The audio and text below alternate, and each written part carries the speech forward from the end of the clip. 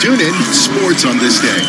March 24th, 2019, two-time American League MVP Mike Trout signs the biggest contract in North American sports history, a $426.5 million 12-year extension with the Los Angeles Angels. When it came down to it, it was about, family. And I just, seeing everybody and knowing that I'll be here, for a long time, it means a lot. To listen to conversations breaking down the moments just like this, click on Sports to be part of the discussion on TuneIn. You love TuneIn for live breaking news from CNN, MSNBC, Fox, CNBC, and more. But when you can't catch your favorite show as it airs, it might just be a click away as a podcast. Search your favorite news station to explore all the on-demand news shows on TuneIn. The language. Just text EXPLORE to 64,000 and start your first lesson in the language of your choice for free. Download the Babbel app or text EXPLORE to 64,000 and try it for free. Text EXPLORE to 64,000. Are you interested in a challenging and exciting career? One where you can be part of solving complex challenges across industries and geographies. Bloomberg's ever-expanding technology, data, news, and media services foster innovation, empower clients, and offer nearly limitless opportunities for career growth. Visit Bloomberg.com/careers today to view our current job opportunities. Bloomberg LP is an equal opportunity employer. The address once again is Bloomberg.com/careers. Vatsal Shah is Senior Project Engineer at Mott MacDonald, a global engineering consultancy with more than 16,000 employees. He earned his PhD at New Jersey Institute of Technology, and as an adjunct professor, is helping NJIT students explore emerging technologies. My focus is renewable markets, emerging technologies, the idea of floating cities. What are we doing to develop that? What will happen to the city on the water? Well, you're going to have waves hitting it. You're going to have solar. How are you going to develop plants? How are you going to develop vegetation and farming? That sort of thought process happens at NJIT. We actually plan out what will the city look like. How do we develop that? So in 10 years, we're actually ready to take on those challenges when we have our first development in the water. NJIT also has been doing a lot of work in self-healing materials. So taking the polymers and the new material that we have in our material sciences departments and putting them into things like concrete, things like steel, reinforcing our soil. NJIT, New Jersey Institute of Technology. Learn more at njit.edu. Markets, headlines, and breaking news 24 hours a day at Bloomberg.com, the Bloomberg Business app, and on Quick Take by Bloomberg. This is a Bloomberg Business Flash. From Bloomberg World Headquarters, I'm Charlie Pellet. Big numbers to the upside. Stocks holding on to their gains. 43 minutes to go ahead of the closing bell. Let us get the very latest as we head over to the first word breaking news desk for today's afternoon call. Here he is, Bill Maloney. And good afternoon, Charlie. U.S. stocks are soaring today, trading around session highs as we await package. Dow's currently up 1,700 points. S&P's gain 179, while the Nasdaq rises 472. The U.S. 10-year yield at 0.83%. Gold is up 4.5%. Leaders to the upside in the Dow, Chevron, American Express, and Boeing, while small caps are up 42 points, and FANG stocks rise 6.9%. The VIX is down by 3%. And in other news, the FT reported that SoftBank held talks with Elliott on going private. And in other news, the Boeing CEO said he'd resist aid if the U.S. demanded an equity stake. Wrapping things up, Nike reports after the bell. Live from the first breaking news desk, I'm Bill Maloney. Charlie? All right, I thank you very much. We've got you covered on Nike, and to hear live breaking news over your Bloomberg-type squawk, SQUAWK on your terminal. I'm Charlie Pellet. That is a Bloomberg Business Flash. All right, Charlie, thank you so much. You're listening to Bloomberg Business Week. Carol Massar along with Jason Kelly. And a story that just crossed the Bloomberg talks about banks here in New York being blindsided. And it all has to do with New York virus relief, specifically an executive order that was signed by New York Governor Andrew Cuomo. Let's get the details from our own Eric Schatzker. He's joining us on the phone from Brooklyn. So, Eric, what's going on here? Well, Carol, I don't think anybody would accuse Andrew Cuomo of not moving quickly and trying to do as much as possible to provide relief to his constituents here in New York surrounding the dangers posed by the coronavirus and the economic shutdown it has caused. But sometimes when you move quickly, you end up, running into some unintended consequences. And that's what happened with this executive order that Cuomo signed on Saturday. The order is intended to provide relief to New York State homeowners and to small businesses, many of which are struggling because their incomes and their revenues have vanished, and they know that they aren't going to be able to make mortgage payments or loan payments. And so the executive order directs, if you will, New York State supervised banks to give 90 days of forbearance to anybody who's running into financial trouble, because of the coronavirus. But there's the unintended consequence that I refer to has to do with the scope of the order. The Department of Financial Services, which is the regulatory body for banks here in New York State, also supervises a bunch of foreign banks, and it also has regulatory authority for many contracts that are important and elemental to the way Wall Street functions. And this order appears to apply to those banks and to those contracts as well. So while it gives 90 days of forbearance on mortgage payments, it also gives, let's say, a hedge fund, that's in the midst of a trade surrounding some commercial mortgage-backed securities, the right to say to a bank and maybe the counterparty in that trade, sorry, I'm not paying for 90 days, even though the value of that trade may have collapsed, and by all rights, the bank should be able to close out that trade or demand collateral. It's really quite a crazy situation. Well, and it is something, and you play this out nicely in your story, and you talk to some folks, you sort of play it out logically that, this is the sort of thing that could have a huge unintended consequence of really locking up at least parts of the system, right, Eric? Yes, that's right. So think about it this way. There are potentially hundreds of billions of dollars of notional value in these trades. Now, the notional value doesn't mean that we're talking about hundreds of billion dollars of potential losses, but it gives you a sense of the scale. And if these banks are forced to effectively stand off for 90 days, the value of these contracts can change dramatically. It can saddle them with losses that they're not able to collect on.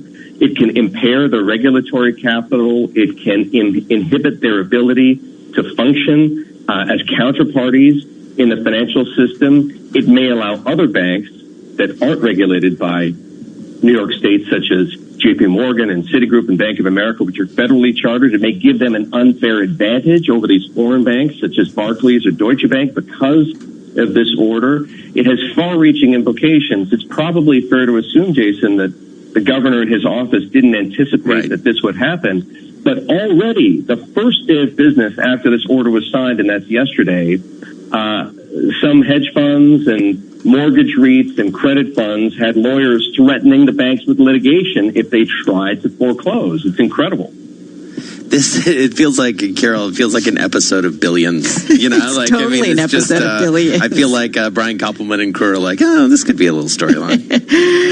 All right, so Eric, the one caveat here is that the Department of Financial Services has yet to issue its rules to the banks, and somehow, particularly because this has now been raised as an issue, as you know, it's one of the most read stories on the Bloomberg in the past couple of hours. They may get a wake-up call and realize that they have to change the language in those regulations. All right, so Eric, only about a minute or so left. Got to ask you about a big interview you did yesterday with Tom Barrack, well-known financier, friend of President Trump, real estate investor. What was your big takeaway from that? Because he sort of put a proposal out there. Well, Tom has one of those unique abilities to connect the dots, between what's going on in the financial world and the political world. And clearly the guy has met some criticism, but he knows his stuff. And Tom Barrack is warning that the commercial mortgage business, which includes both the origination of loans and the trading of those loans on Wall Street, the financing of those loans on Wall Street, is on the verge of collapse. Because, again, the same things. People can't pay their debts. They can't pay their commercial mortgages. They can't pay their home mortgages. And because there's so much leverage in the system, if that seizes up, it threatens an economic collapse that, in his mind, could rival that of the Great Depression. Which is what we've been seeing play out in the commercial mortgage market today. And what's he proposing, Eric, briefly?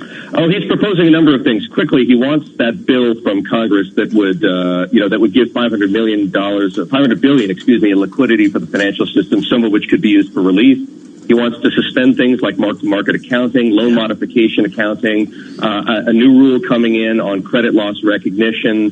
What he says is if you give the market a 90-day time out He's got a great way, as you know, of simplifying the language around this stuff. Just give people a timeout for 90 days, and then you can take the accrued interest, tack it onto the back of the loan, and everything's going to be okay. But without that 90-day timeout, things are going to continue snowballing as they have these past few days, with an end very few of us can predict. I'm very familiar with timeouts these days, living at home and working at home with a 2-year-old, as you can imagine. All right, Eric Schatzker, thank you very much. Great work, as always. Great reporting both today on this Cuomo law, as well as a great interview with Tom Barrett. Much more to come. This is Bloomberg Business Week. This is a Bloomberg Money Minute. Stocks are extending their gains in the final hour, with Congress apparently ever closer to agreement on a spending bill to shore up the economy. The Dow Jones Industrial Average is up 1,797, the S&P 500 up 183, the Nasdaq Composite up 488. As the economic damage from COVID-19 continues to mount, President Trump is seeking ways to reopen the economy. Sources say he discussed the path forward in a call with several hedge fund and private equity managers. Apple expects to begin reopening its retail stores in early April. In a memo obtained by Bloomberg, an executive also said Apple has extended remote work abilities for many employees through at least April 5th. Separately, there's a battle brewing between retailers shut down by coronavirus and their landlords. Chains including Subway and Mattress Firm are telling landlords that they will withhold or slash rent to offset virus-related closures. Larry Kofsky, Bloomberg Radio. You took the first step and quit smoking, but even former smokers may still be at risk for lung cancer. That's why SaveByTheScan.org wants you to know about a new low-dose CT scan that can detect lung cancer early. It takes only 60 seconds and could save your life. You took the first step, now take the next. Visit SaveByTheScan.org for a simple quiz to see if you're eligible and talk to your doctor about screening. SaveByTheScan.org is brought to you by the American Lung Association's Lung Force Initiative and the Ad Council. In-depth analysis, concise reporting, need-to-know global business news. Around the world and across the markets, Bloomberg connects the dots for decision makers. Stay on top of today's headlines. Follow big breakthroughs in tech. Understand the latest political issues. See how the world's wealthiest are spending their money. Track what's happening in the markets, and much more. Subscribe today to Bloomberg, the global standard for business reporting. Get it all at Bloomberg.com/subscriptions. What if you could keep... The happy family of 3 were about to welcome a new member. That's right, they were finally getting a dog. Buy on eBay, dog bed from £12. First, they had to make a few adjustments. Sell white rug. And prepare the kids for the reality of owning a pet. Buy biodegradable poop bags from under £6. Everyone instantly fell in love with Little Rocky. Unfortunately, Little Rocky fell in love with a cushion.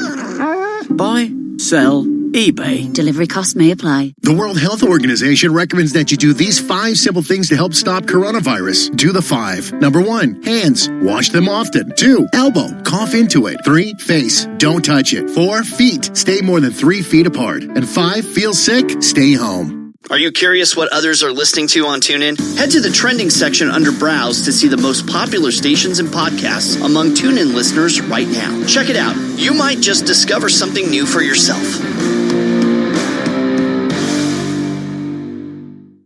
It's TuneIn Sports on this day.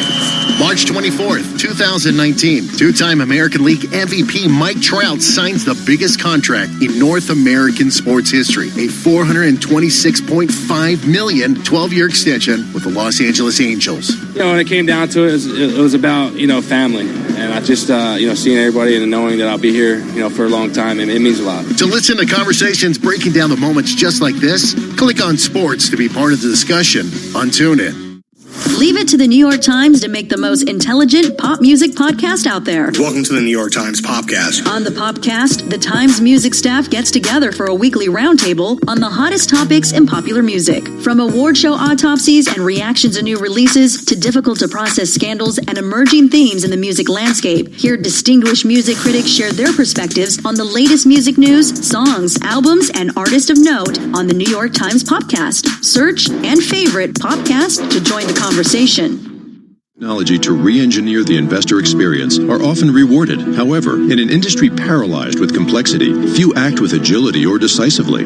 Few run their business strategically. Yet, the most competitive managers in the market know, with the right partner and a flexible operating platform, you can. Go boldly toward change with SEI Investment Manager Services. Determination and operational strength are both essential factors for growth in asset management. I'm Steve Meyer, President, Head of SEI's Investment Manager Services Division. We know that disruptive forces create opportunities around the world. If you see potential in change, our industry specialists will maximize SEI's integrated platform of data and risk management, global investment operations, compliance support, and investor services to position your asset management business for success. Come grow with us. With SEI Investment Manager Services, you lead the charge in a competitive marketplace. Learn more at SEIC.com/seize change. Melissa from Michigan. I work an extra part-time job serving lunch at my child's school, but I still can't afford to put food on our table. Daniel from California. Choosing whether to pay the rent or pay to fix the car to get to work doesn't leave us with much at all. Now we can't even pay for meals. Hunger is a story we can end. End it at feedingamerica.org. Brought to you by Feeding America and the Ad Council. A pack needs someone to follow. Don't look now, but they're behind you. Bloomberg Daybreak. Could we see the forward guidance? Weekday mornings at 5 Eastern. Imports declined 2.8%. On Bloomberg Radio. Bloomberg. The world is listening. Broadcasting live to New York, Bloomberg 1130. To Washington, D.C., Bloomberg 99.1. To Boston, Bloomberg 106.1. To San Francisco, Bloomberg 960. To the country, Sirius XM Channel 119. And around the globe, the Bloomberg Business app and BloombergRadio.com. This is Bloomberg Business Week. You are listening to Bloomberg Business Week. Carol Masser along with Jason Kelly. Coming up, why we need to, Jason, keep a close watch on those big tech names in terms of how they trade to determine whether or not we've hit rock bottom here when it comes to the equity markets. Yeah, Dave Wilson's going to bring us his chart of the day in just a minute. First, some happier charts on the markets today. Charlie Pellet's got the details. Hey, Charlie. All right, big moves to the upside for the Dow, the S&P, and NASDAQ. 28 minutes to go ahead of the closing bell. In fact, we are close to the best level of the day. Find out what happens. Find out how markets close. Stay with Bloomberg right through the closing bell, but that's not where the story ends. Got to keep track of those Asian markets tonight on Daybreak Asia. Speaking of some of those tech names, not to steal Dave's thunder, but we've got Apple surging 8.7%. Alphabet right now, that is a parent of Google, up 6.1%. Facebook shares, they are surging by 7.6%. Yes, Dave Wilson will have a whole lot more coming up. Stocks rallied as investors rediscovered some appetite for risk, with Congress looking close to an unprecedented spending bill to prop up the slumping economy. Any developments we get, we will have them for you immediately right here on Bloomberg Radio. S&P up 188 now, up 8.4%. The Dow up 1,864 points, up by 10%. NASDAQ up 504 right now. That is a gain of 7.35%. We've got the 10-year down 16.30 seconds with the yield right now. That is, the yield on the 10-year is 0.83%. As for gold, it is up by 4.6%. West Texas Intermediate crude, it is up now by just about 1.3% on West Texas Intermediate crude. Actually, 2.7% on WTI. We've got Brent up by 16 cents a barrel, 27.72. Chevron's become the latest oil company to take an axe to its budget, cutting capital expenses by $4 billion and suspending its share buybacks. Just weeks ago, Chevron CEO Mike Wirth pledged to keep the buyback through a downturn in oil prices, but this month's collapse represents such a profound challenge that retaining the shareholder-friendly $5 billion a year instrument was untenable. Wirth spoke this morning with Bloomberg Television. We're looking at our business and adjusting to an environment where we see supply and demand changing dramatically. We announced some changes today to reduce our capital spending by about 20% or $4 billion. Again, Chevron shares surging 18.5%. Other oil stocks up as well. ExxonMobil up by 9.1%. Nike will be reporting after the closing bell. Nike rallying ahead of earnings, up by 14.2%. Again, Dow Jones Industrial Average surging 10%, the most since 2008. The Dow up 1,870 points. We've got the S&P up now by 8.5%. I'm Charlie Pellet. That is a Bloomberg Business Flash. Charlie, thanks a lot. You're listening to Bloomberg Business Week here on Bloomberg Radio.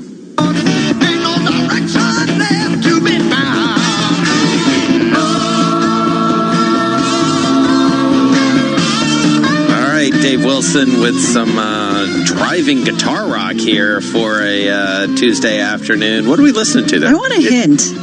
I feel like I know who they are. I kind of doubt it, unless you know your 70s music pretty well, Carol. I know 70s music. Grew up with a lot of music. Give me just a little hint.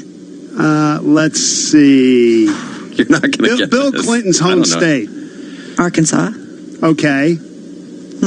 You're right. I'm not going to get it. All right. Who is it? Black Oak, Arkansas. Yeah, I wouldn't get that one. Yeah, I didn't figure as much. The song is called Up, though, and it seemed particularly appropriate. And having no idea what was going to happen today, it seems more appropriate than it was when I first thought of it this morning.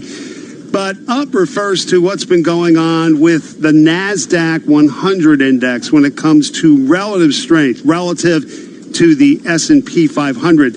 Really, the story of the entire bull market that began in March 2009 and ended last month, it was all about, the biggest technology companies being market leaders. And they're the ones that are really well represented, more so in the NASDAQ 100 than they are in the S&P 500.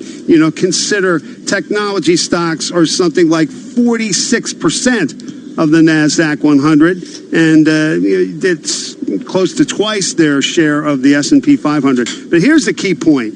We're getting back to, in terms of relative strength, so the ratio between the NASDAQ 100 and the S&P 500 is back to where it was in March 2000, 20 years ago. Wow. And that was when that 1990s bull market driven by the internet stocks peaked. Right. So there's some real question about whether it's going to continue, what we're seeing with the bigger companies. In fact, the rally has accelerated in the midst of this bear market we're in now, and that's really kind of got people puzzled. I mean, the ratio rose more than 9% after the S&P 500 peaked last month. So, actually, Sarah Ponczak mentioned this yesterday on the program, talking about Bank of America having pointed out. And that firm wasn't the only one. Jonathan Krinsky, who's the chief market technician at Baycrest Partners, also cited this ratio. And the way he sees it, the relative strength being shown by the NASDAQ 100, quote, tells us that we probably aren't out of the woods yet.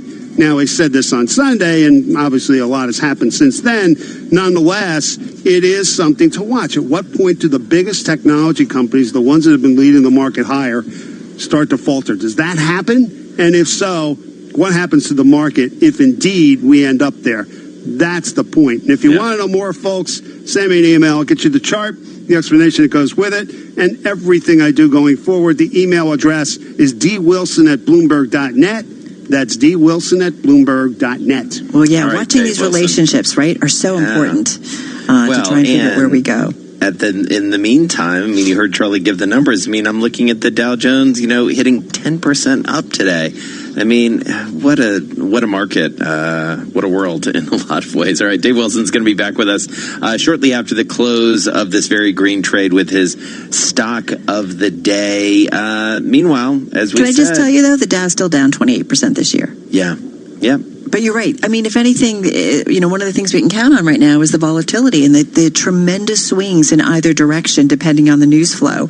And I do wonder, how much of this, once we get through it, is virus related? How much of it is that we needed to take some of the fluff that was out of the market? So, time will tell on this one. And a lot of it is going to depend on, do consumers come back? Right. Does that joblessness, hit that 30% level that Jim Bullard is predicting? Because that's going to factor through into consumer spending and all sorts of things. This is a consumer economy, and I do think that's one of the things that worries a lot of folks. All right, coming up, we're going to get you to the close of trading. Also, the president of Barnard is going to join us, your alma mater, after 4 p.m. We're going to catch up with the distressed investor. Mark Patrikoff's going to join us, and we have the CEO and the founder of Lifetime. We got a lot to do still, Carol. Carol Masser. We have an awful lot to do, but good stuff. Leaders, we talk about the importance of leadership through this, and we're touching on a lot of different industries: academia, fitness, lifestyle, entertainment, streaming. So much is still going on, but it's curious to see, and check in with all of these different individuals to find out, kind of how their world is evolving and what's next. All right, let's get over to Bob Moon now. He's got your world and national headlines. Hey, Bob. Jason Carroll, thank you. 19 days, a little more than 2 weeks from now. Will the country be ready to go back to work by then? I would love to have the country opened up and just raring to go by Easter. President Trump sees the country being dramatically reborn by then, declaring that he will make Easter, quote, an important day for this, too. Our country's not supposed to be, it's not built to shut down. Our people are full of vim and vigor and energy. They don't want to be locked into a house or an apartment or some space. It's not for our country. We're not built that way. Trump said the country might lose what he called a number of people to the flu, but he suggested if the country doesn't get back to work, there will be, as he put it, suicides by the thousands. Democratic presidential candidate Joe Biden says Trump isn't considering the science. He should stop talking and start listening to the medical experts. You talk about having an economic crisis. You want an economic crisis? Watch this spike. Watch the number of dead go up. Watch the number of people who, in fact, connect with this virus. Italy has added thousands more coronavirus cases just today. That has now pushed its total to over 69,000. The president spoke to several billionaire hedge fund and private equity managers today about reopening the U.S. economy, which has been ground to a halt by the coronavirus outbreak. Global News 24 hours a day and on Quick Take by Bloomberg, I'm Bob Moon.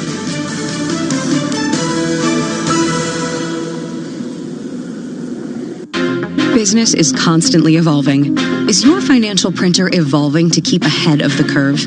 At Command Financial, we are redefining financial printing by providing industry-leading expertise, leveraging technology, and honing processes and best practices. Every day, Command helps SEC registrants, as well as members of their working groups, including securities attorneys and investment bankers, prepare, file, and disseminate regulatory and disclosure documents, such as registration statements, M&A documents, and mutual fund prospectuses and reports. Command provides a full range of services to help you effectively complete your deal, meet your disclosure requirements, and achieve your shareholder communications objectives. Visit our website at commandfinancial.com and learn how we're evolving, not only with the times, but also with your business requirements. Command Financial, redefining financial printing. Why is delivering the best client experience a top priority at BNY Mellon's Pershing? Michelle Feinstein, Director of Client Engagement, explains. Today's investors want a financial relationship that's on demand, customized, and leverages the latest digital technology. At BNY Mellon's Pershing, helping advisory firms and broker-dealers create great experiences for their clients is our priority. Through our integrated wealth experience, we give you a high-touch service, flexible technology choices, and expert insights, so you can deliver a highly personalized experience to your clients at every step, from onboarding to wealth planning, to performance analysis and more. And because we're part of BNY Mellon, you'll benefit from more than 230 years of strength and stability. At Pershing, we're personally invested in your success. Visit Pershing.com to learn more about Pershing's integrated wealth experience. Pershing LLC and Pershing Advisor Solutions LLC are both members of FINRA and SIPC. Are you interested in a challenge? In the left passenger seat, we've got Dan the Widowmaker. In the right, Face Smash Steve. Oh, a solid left hook from Steve. Blocked by Dan. Dan's got him up against the ropes. Going for a signature pile driver slam. But Steve's wriggled away like a greasy snake. And Steve's got him in a chokehold. He's got him! He's got him! Boys, pack it in back there. I'm trying to drive. Sorry. Your mate's more likely to crash with passengers in the car. So don't drive him to distraction. Let a mate concentrate. The happy family of three were about to welcome a new member. That's right, they were finally getting a dog. Buy on eBay, dog bed from £12. First, they had to make a few adjustments. Sell white rug. and prepare the kids for the reality of owning a pet. Buy biodegradable poop bags from under £6. Everyone instantly fell in love with Little Rocky. Unfortunately, Little Rocky fell in love with a cushion. Buy, sell, eBay. Delivery costs may apply. The World Health Organization recommends that you do these 5 simple things to help stop coronavirus. Do the 5. Number 1, hands. Wash them often. 2, elbow. Cough into it. 3, face. Don't touch it. 4, feet. Stay more than 3 feet apart. And 5, feel sick? Stay home.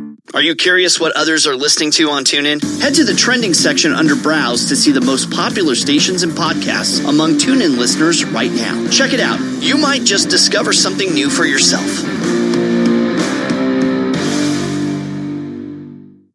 It's TuneIn Sports on this day.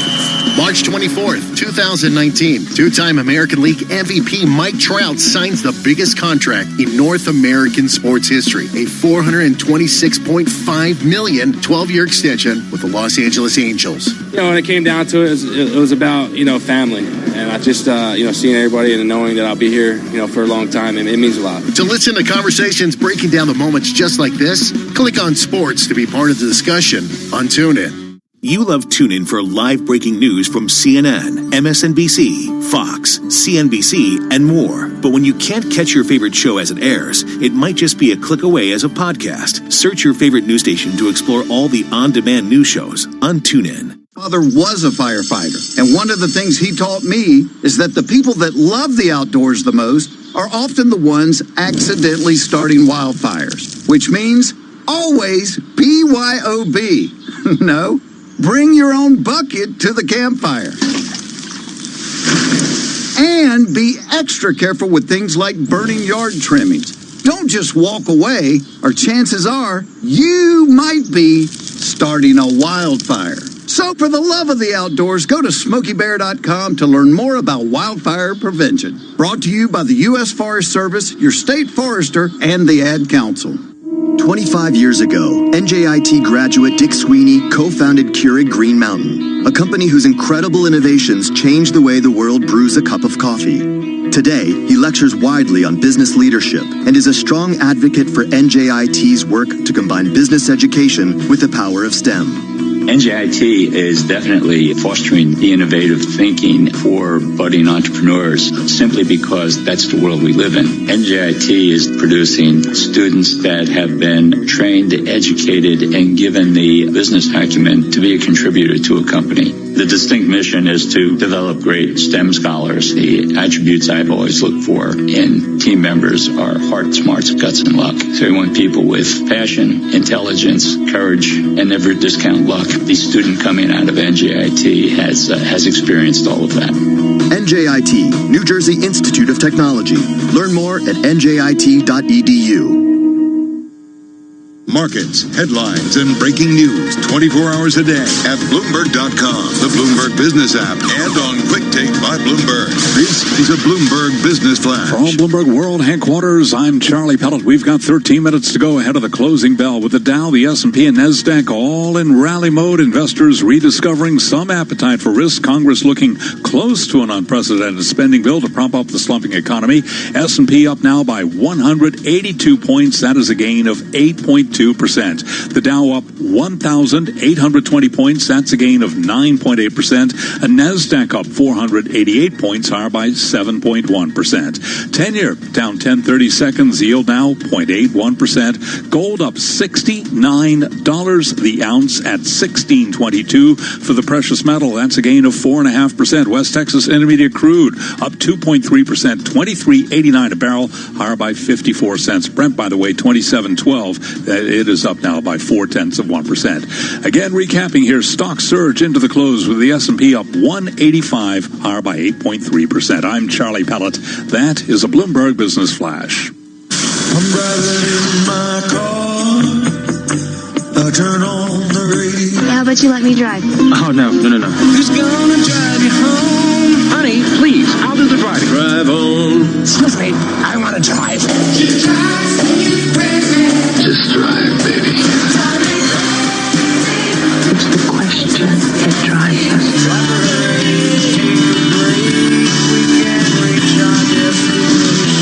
This is the drive to the close. That funky music will drive us till the dawn. On Bloomberg Radio. It is time for the drive to the close. Back with us is John Augustine. He's Chief Investment Officer at Huntington Private Bank. They've got roughly $18 billion in assets under management. Joining us on the phone from Columbus, Ohio. John, good to have you back with us. Hope you are doing okay, your family okay in this crazy time. Yes, shelter in place, but everybody's doing okay. We're calling our customers. We're doing virtual meetings, and everybody's doing okay. So what do you... Oh, yeah. Go ahead. No, go ahead, Jason. Well, I think we were probably going to ask the same question. What are you hearing, as you talk to your customers, as they call in? What's the tone? What's the tenor, if you can generalize? Well, the tone is, number one, how am I positioned? We've tried as best we could to be balanced and diversified. That's how we went into this. We've rebalanced once. We were actually going to look to do it again this week, but markets, of course, reversed upwards today. But the first and foremost is, how is my portfolio structured? Then the second thing, we have to then be proactive to make sure with our clients a couple of things. That they have enough cash for 6 to 12-month cash needs. And if they don't, we need to raise that. And then secondly, we need to confirm time horizons. Because time horizons and all the holdings around the portfolios now, we need to do a good job of making sure we're meeting the client's investment intent. So those are really most of the calls, Jason. So what's changed in terms of your approach when you look at time horizons at this point, John? Well, two things. So first off, there's a time horizon around stocks and the stock market volatility. We're learning today that stocks can obviously go up as violently as they can go down. The second thing we are actually honing in on a little bit more is income with these now much lower bond yields, protecting the income that clients may be looking for. And that's a little bit deeper discussion now because rates and yields are probably going to be lower longer. So there's two different sets, one for growth, one for income. And so let's talk about some of the growth names, especially. I know you've got some tech that you look at. We were just talking tech with our Dave Wilson, and we have seen the Nasdaq with a little bit of resilience over the past few days. What's the tech play here? What are some names you like? Well, our team has been coming into some of the names they couldn't get into before. So quite frankly, the equity teams come into Apple. They've come into NVIDIA. The growth team has come in, the growth team has come into advanced micro. Then we've also come into Intuit. And lots of different approaches for areas that were arguably much more expensive that now are obviously much more attractive to us. So there's been a lot of, our equity team's been doing a lot of upgrading to areas they couldn't get into. Now, obviously, they're much cheaper. Like what? Well, no, that's what we were talking about. They're coming into the tech names as mentioned. They're coming into the advanced micro, NVIDIA, the Apple, the Intuit. So there's different sets that we're scaling into, not jumping into, but scaling into. Well, John, I do wonder if we're going to look back at this time and say, Jason and I have had these conversations before, and I think, if you had the guts during the crisis and had the cash that enabled you to do it, there were certainly some names that were, at fire sale prices. And I do think when you look at it now, too, in terms of how much some names in particular, not just the overall market, have been beaten up, there has to be opportunities there. And I do wonder if we're going to look back at this time, once we get through it, and just from a stock market basis, that this was a great buying opportunity. Yeah, the first thing, obviously, we have to get through, Carol, was obviously the number of cases. Right, exactly. And get the number of cases under control and contained. And then, obviously, get to treatment. But the second part of this is then we're going to come into some eye-popping economic numbers here over the next couple of weeks. It's going to start Thursday with the weekly unemployment claims, as you all have been talking about. And how will the market be able to navigate those? We think the market has a lot of bad priced into it. It was interesting that it all opened higher in Asia overnight, kept the pace up in Europe, and we did not sell off into the close, which we'd often been doing. after Europe closes. So there's how much more bad news can there be now that the Olympics are postponed for a year? And the number of cases, unfortunately, in Europe and the U.S. continues to rise. So we're starting to think of it in those terms, the bad news effect, which often makes markets turn when it's least expected, as you know. And so what worries you at this point, John? Well, the case is number one. Yeah. Getting the cases contained, that's number one. We agree that, we hope on the other side of this, there's a timetable for getting back to work.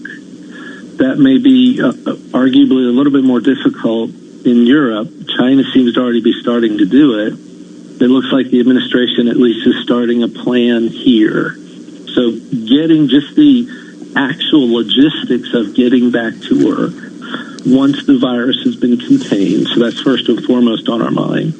Then the second thing on our mind would be, will we all come back in the economy? Will the consumer come back in the economy in June, July, August, as one would suspect, or are we still going to hold back? We think those are the three key months for this year, June, July, August. And so, and just only about 45 seconds left, I mean, how much do you worry? I feel like this is going to become a very relevant question, it feels like, over the next few days. How much do you worry about going back to work too soon? No, there's going to be a balancing act there, right? There's going to be very much a balancing act there. From really a global perspective, there's going to be a balancing act there. And so that's what we don't know. We just, our point is we're hoping there is a plan, at least, or a thought. We started talking about it with some of our business customers that you got to remember on the other side of this, getting back to work. Right. So it's going to be debated probably for years, whether it was too soon or whether it was too late. Will it be the perfect, low in the market that we always try to find and never do? Might be, but it's something that's going to be very important to the economy. Yeah. Well, this is certainly something that, none of us have had to deal with on a personal and professional basis, and certainly not on an investment basis. John Augustine, thank you so much. Chief Investment Officer at Huntington Private Bank, roughly $18 billion in assets under management, on the phone from Columbus, Ohio. So great to check in with him, Jason. Really appreciate that. We're going to count you down to the closing bell on this Tuesday. Stick around. This is Bloomberg. Bloomberg Daybreak. The happy family of three were about to welcome a new member. That's right, they were finally getting a dog. Buy on eBay, dog bed from £12. First, they had to make a few adjustments. Sell white rug. And prepare the kids for the reality of owning a pet. Buy biodegradable poop bags from under £6. Everyone instantly fell in love with Little Rocky. Unfortunately, Little Rocky fell in love with a cushion. Buy, sell, eBay. Delivery costs may apply. Didn't get a seat on the train? Get the best seat in the house with a Sky Store movie tonight. The great Carroll Shelby's going to build a car to beat Ferrari. Stay in for an exhilarating ride with Le Mans 66. And how long did you tell them you needed? 90 days. Watch the latest movie straight from the cinema. That's more like it! Le Mans 66. Available now in Sky Store. The World Health Organization recommends that you do these 5 simple things to help stop coronavirus. Do the 5. Number 1, hands. Wash them often. 2, elbow. Cough into it. 3, face. Don't touch it. 4, feet. Stay more than 3 feet apart. And 5, feel sick? Stay home. Leave it to the New York Times to make the most intelligent pop music podcast out there. Welcome to the New York Times Popcast. On the Popcast, the Times music staff gets together for a weekly roundtable on the hottest topics in popular music. From award show autopsies and reactions to new releases to difficult-to-process scandals and emerging themes in the music landscape, hear distinguished music critics share their perspectives on the latest music news, songs, albums, and artists of note on the New York Times Popcast. Search and favorite Popcast to join the conversation. Financial capital of the world, 24 hours a day at Bloomberg.com, on the Bloomberg Business app, and on Quick Take by Bloomberg. This is Bloomberg Radio. Markets, headlines, and breaking news 24 hours a day at Bloomberg.com, the Bloomberg Business app, and on Quick Take by Bloomberg. This is a Bloomberg Business Flash. From Bloomberg World world headquarters, I'm Charlie Pellet. Sound of the closing bell at the New York Stock Exchange. James Katsarelis, Director of Facilities and Building Operations, lonely ringing that closing bell at the NYSE. This Bloomberg Business Flash brought to you by Witham, a forward-thinking, technology-driven advisory and accounting firm helping clients be in a position of strength in today's modern business landscape. Visit witham.com to learn more.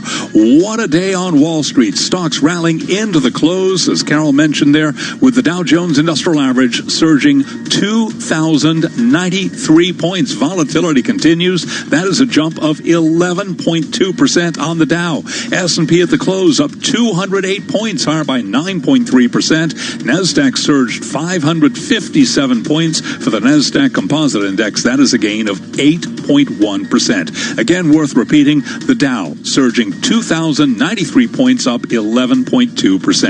The 10-year down 15-30 seconds with a yield of 0.83%. Gold up 4.5% today, rallying $71 the ounce to $16.24. West Texas Intermediate crude up 2.4%, $23.90 a barrel.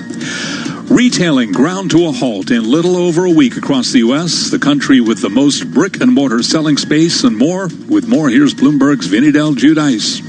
Data compiled by Bloomberg show 47,000 chain stores temporarily locked their doors in 10 days to blunt the spread of the coronavirus. At least 90 nationwide retailers, from Macy's to Nordstrom, Apple to GameStop, are now dark, and most have pledged to remain closed for at least 2 weeks. Many, not all, remain online. Vinny Del Giudice, Bloomberg Radio. Boeing CEO Dave Calhoun says the plane maker does not want the U.S. government to take a stake in his firm. Boeing shares surging today by 20.7%. Again, recapping here, we've got the 10-year at 0.83%, S&P up 9.3%. I'm Charlie Pellet, and that is a Bloomberg Business Flash. Wild thing, think you move me. I got a few moves I know you'll like. Shake it, oh, come on, shaking, not stirring. Just move on toward your destination. I can make things move without touching them. Shaking all over. Bloomberg Business Week, Movers and Shakers, with Carol Masser and Jason Kelly on Bloomberg Radio. It is time for a look at some of the stocks on the move in the Tuesday trade. Carol Master along with Jason Kelly. Let's do big picture before we get into some of the names. And as Charlie mentioned, we are awaiting earnings from Nike after the closing bell. As soon as they cross, we'll bring them to you. But as for the S&P 500, really broad-based rally in today's session.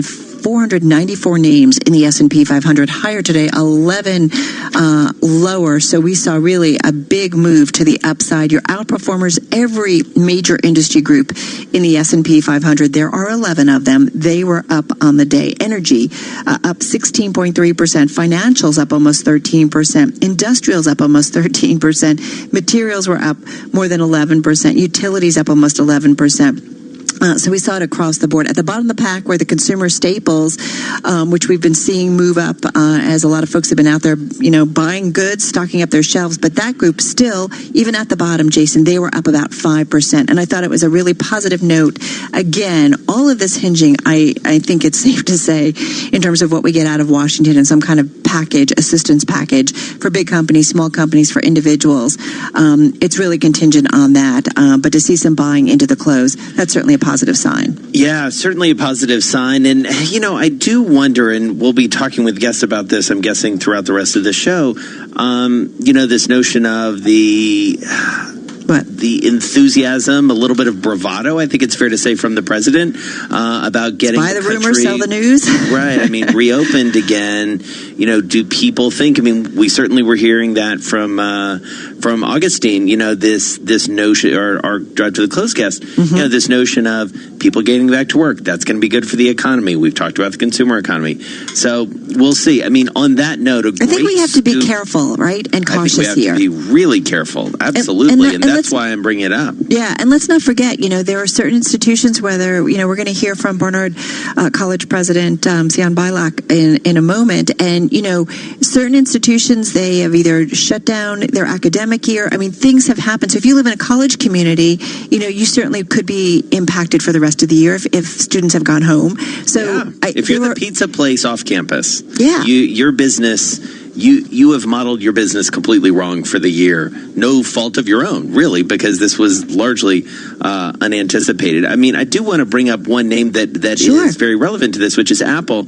We had a scoop. Mark Gurman, the guy is just full of Apple scoops, as we know. It's incredible. Talking about sort of the staggered reopening of Apple retail stores beginning, in early April, which is just around the corner. Apple shares up almost 10%, so essentially matching the Dow's gain there, up $22 on a lot of that enthusiasm for people being able, let's just say it plainly, to buy iPhones again. Assuming that the supply chain works and all of that, but retail getting going again. Obviously, if you're an investor in a company like that has a retail presence, that's good news. Right, exactly. And, some of the more beaten up names include those, as we just talked about, in the hotel industry and also in the cruise industry. Yeah, your number one gainer. Wow. Exactly. And we're talking about Norwegian Cruise Lines. That stock, as you said, Jason, up your number one gainer in the S&P 500, up 42% in today's session. All right, let's take a look at the VIX if we can. Not surprisingly, volatility. Actually, not down as much as I thought it might be. Down about 1.1%, closing at 60.88. This is Bloomberg. All right, Dave, you're up. Hi, my name is Dave. Wilson, where are you? Wilson! Just what do you think you're doing, Dave? We're going for a price on Wilson. Open up the door, it's Dave. Who? Dave. Hey, Mr. Wilson. Dave Wilson back with us with his stock of the day. What you got? I'm kind of continuing where Carol left off, talking about a company called One Spa World Holdings. No surprise, they're in the spa business. Company's website refers to its, quote, sanctuaries of privileged perfection, found in locations, quote, from iconic ships to luxurious resorts and breathtaking destinations. Now, One Spa World was part of a company called Steiner Leisure until about a year ago. The company then went public in a deal with a so-called blank check company called Haymaker Acquisition. The ticker is OSW. One Spa World shares have plunged this year, along with other travel-related companies, as the coronavirus keeps many would-be vacationers at home. Last week, they fell as low as $2.45, which amounted to a loss of 85% for the year. Today, One Spa World disclosed steps it's taking in response to the virus. The company has temporarily closed all of its spas. It's repatriating staff at cruise ship spas and has furloughed 96% of the people working at resort spas. It's cutting costs. It won't pay a dividend due in May, nor any others for now. Against that backdrop, One Spa World shares had their biggest ever gain. Not quite Norwegians, but close enough. They climbed 35.5%. Still down 75% this year, which makes sense considering the backdrop. But yeah, that's quite a kick to the upside, Dave. Absolutely, and we're seeing that in a whole lot of other stocks today in that business. I mean, you mentioned Norwegian. You could look at Carnival. You could look at Royal Caribbean. Right. You could look at a whole lot of other companies that are really taking off today. All right, Dave Wilson, thank you so much. We'll talk to you tomorrow. Let's get to Mayor Bill de Blasio, Mayor of New York City, speaking now. New York City, we need more federal help, and we need it quickly. The number of deaths related to coronavirus is 131 as of this moment. 131 New Yorkers we've lost. The breakout by borough, 4,364 cases from Queens, 4,237 cases in Brooklyn, 2,887 cases in Manhattan, 2,328 cases in the Bronx, and 935 cases in Staten Island. We've lost a great New Yorker, one of the most really renowned members of our cultural community, the great playwright Terrence McNally, someone who epitomizes so much about this city, came here from Texas as a young man, brought all of his talents, wrote some of the greatest plays of recent memory, but also someone who works so hard for a better New York City and a better America for everyone. I had the honor of knowing Terrence because he ended up marrying one of my college roommates, Tom Curtihy. And, I went to NYU. My roommate and I stayed friends over all the years. And I got to know Terrence once they married. In fact, once marriage equality was finally the law of the land, we held a ceremony out here right in front of City Hall in our plaza and performed a marriage ceremony for Terrence and Tom to mark that historic occasion. An amazing, amazing New Yorker who did so much good. So we all should have Terrence McNally and his husband, Tom Curtihy, in our thoughts and prayers. And Terrence, rest in peace, and thank you for all you did for this city and this nation.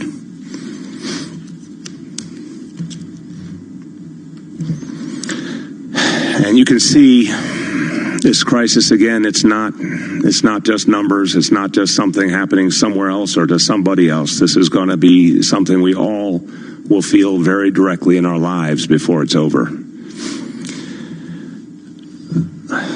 Our job is to do everything we can to save lives, to protect lives at this moment. It's going to take everything we've got. This morning, I spoke with Governor Cuomo. We agreed on the most central fact, the most central need, and that is ventilators. That right now in our efforts to save lives, this city must have the ventilators we need. They are all over this country.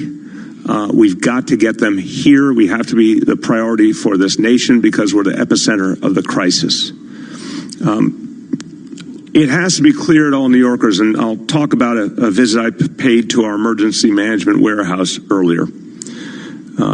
Talking with doctors from Kings County Hospital, one of our great public institutions, about why ventilators are so crucial. I think for a lot of us, you hear the word ventilator, unless it's been something you experienced in your own life or with your family, it probably sounds like a word you can't really make sense of. I can tell you, having seen one of the ventilators, a machine that literally could fit in a big suitcase,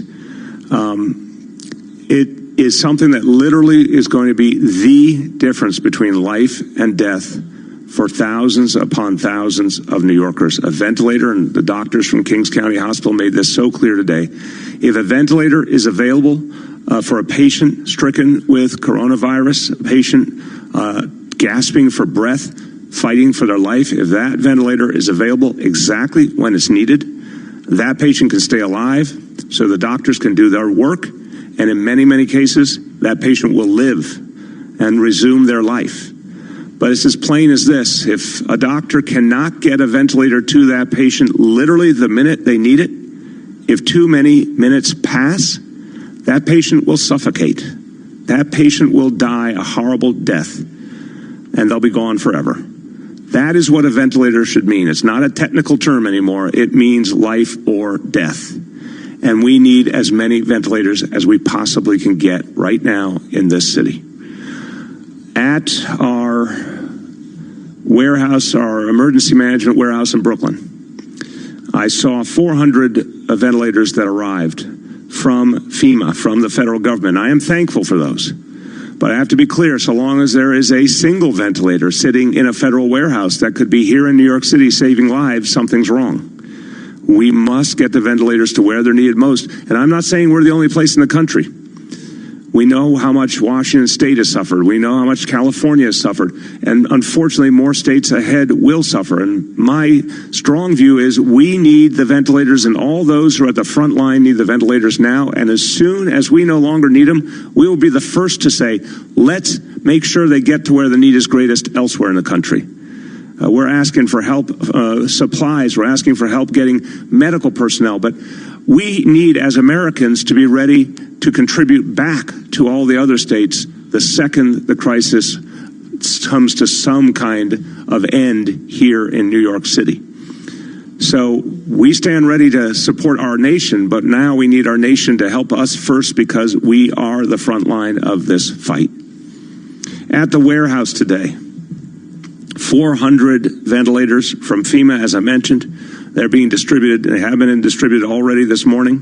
100 going to our public hospitals, 300 to a variety of other private, and nonprofit hospitals around the city, to make sure that no hospital gets into that awful situation that I just described, where they need a ventilator immediately and they don't have it. So that 400 will help us a lot. And just a short time ago, I got the very good news that we got an announcement from the federal government that 4,000 more ventilators are on the way to New York State in the next 48 hours, and half of them will come to New York City. 2,000 more ventilators for New York City, and that's great news.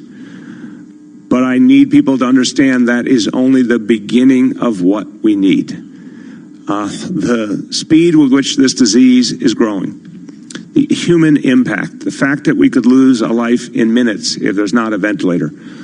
Even with the new supplies we have received and will receive this week, what does it tell us? It tells us we can get through this week. It tells us we can get into next week, maybe even get through that first week in April. But with the rate of increase of this disease, we need ventilators to be constantly provided to New York City, constantly supplied to New York City, until we get to the point where we're absolutely sure we have an ample supply.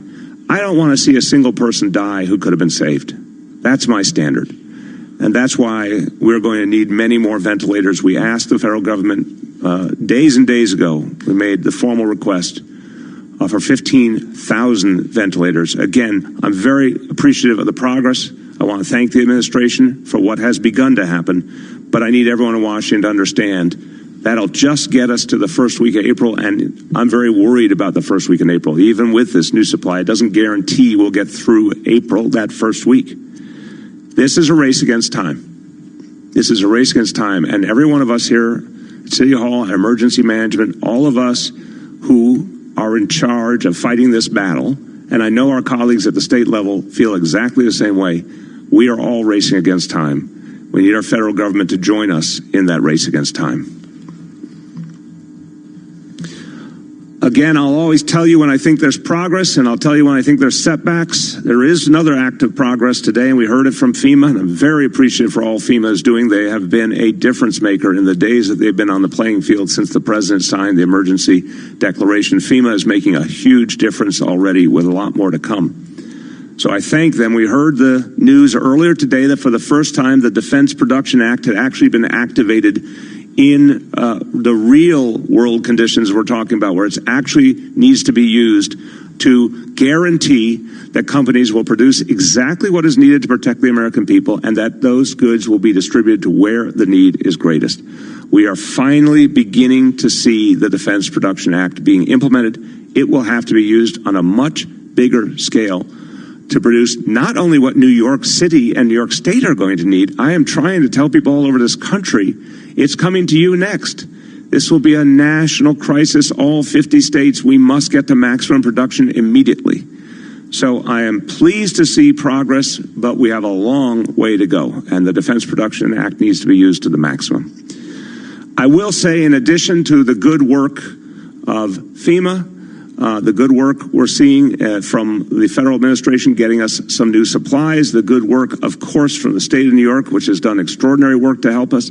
We are seeing more and more private corporations step up. We're seeing more and more individuals come forward, philanthropies come forward. A lot of people are helping. Last night, I had a very encouraging conversation with the CEO of the 3M Corporation in Minnesota, which is in a position to give us some of our most crucially necessary supplies, including N95 masks, which are those very high-quality masks we need a lot more of, to the tune of millions. CEO Mike Roman and I spoke at length. It was quite clear he's very committed to New York City. I want to say thanks to Mike and your entire team.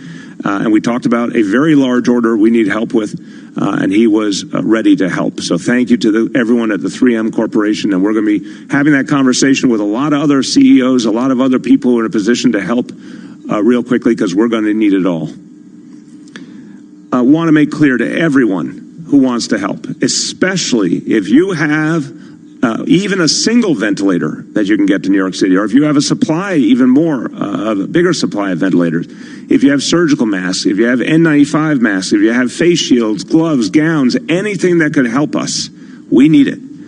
And the simplest way to let us know about what you have and your willingness to help is to go to nyc.gov. It's right there on the homepage. It's got a long title for this section. It says, produce or donate supplies to fight coronavirus. I assure you we will come up with a simpler title, but right now, anyone who can help us can go to nyc.gov, that homepage. It's really clear where you click to let us know about what you can give us to help, and we need it, and I am so grateful to all who are helping. And I assure you, I guarantee you, we will return the favor to our fellow Americans, to other states and cities, as soon as our crisis abates. We have to be ready to say thank you and mobilize to help the rest of our fellow Americans. Now I want to talk to you about some of the issues we're dealing with today out on the streets of our city in terms of our parks and playgrounds. Places that we are concerned, obviously, to make sure that people practice social distancing, that people don't congregate, don't live the way we used to just weeks ago, but live in this new reality. And I spoke several times to our police commissioner, Dermot Shea. He has been out checking. I've been out checking. He has patrols out all over the city getting constant feedback. And what we're seeing in many, many places is that people are truly abiding by these rules. A lot of our parks and playgrounds actually have had very limited activity today.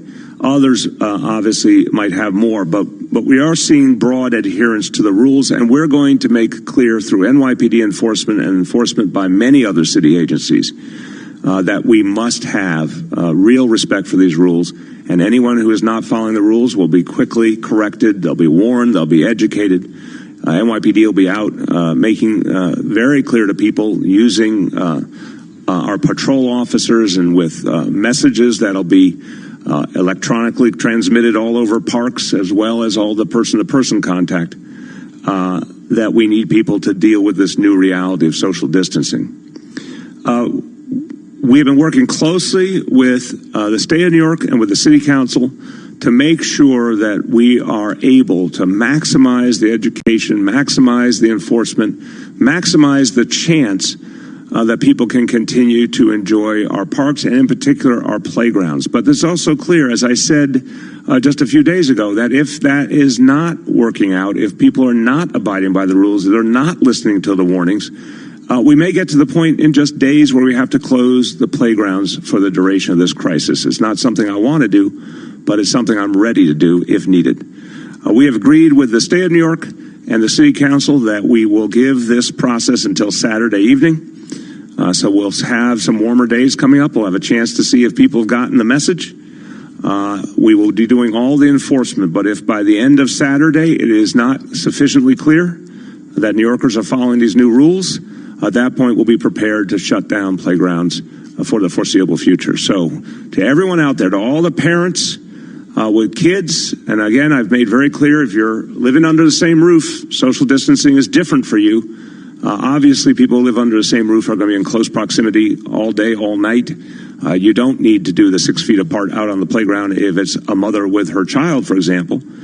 But you do need to keep your distance from everybody else, and your child does as well. So the rules are pretty straightforward. If people follow those rules, my hope is the playgrounds stay open. If they don't follow the rules, most assuredly the playgrounds will be shut, and we will make that decision by Saturday evening. Also, in terms of our streets, we've worked with the state and with the city council on a initial effort to ensure that we can enforce a limited number of streets that will be opened up.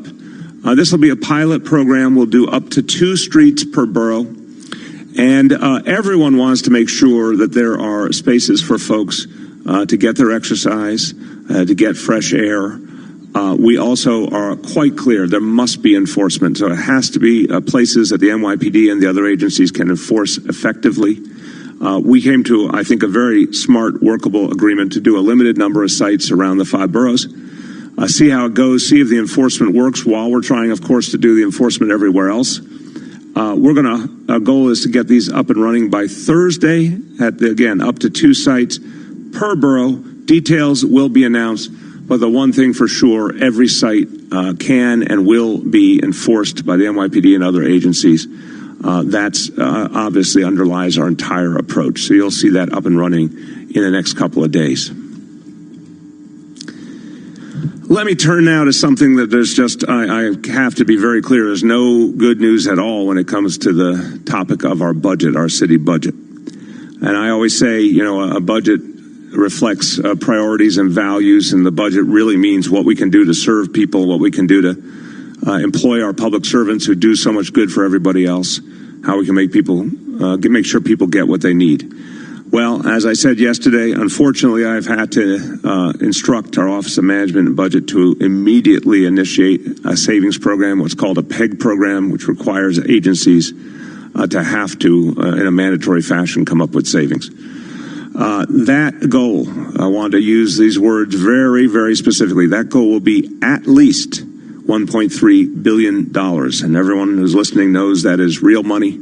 That's a huge amount of money, and that process has begun today with city agencies. And I say at least because that number may have to grow in the near future as we continue to lose revenue and see massive new expenses because of this crisis. But I wanted to give you that update. It's an unfortunate update, but it's the truth.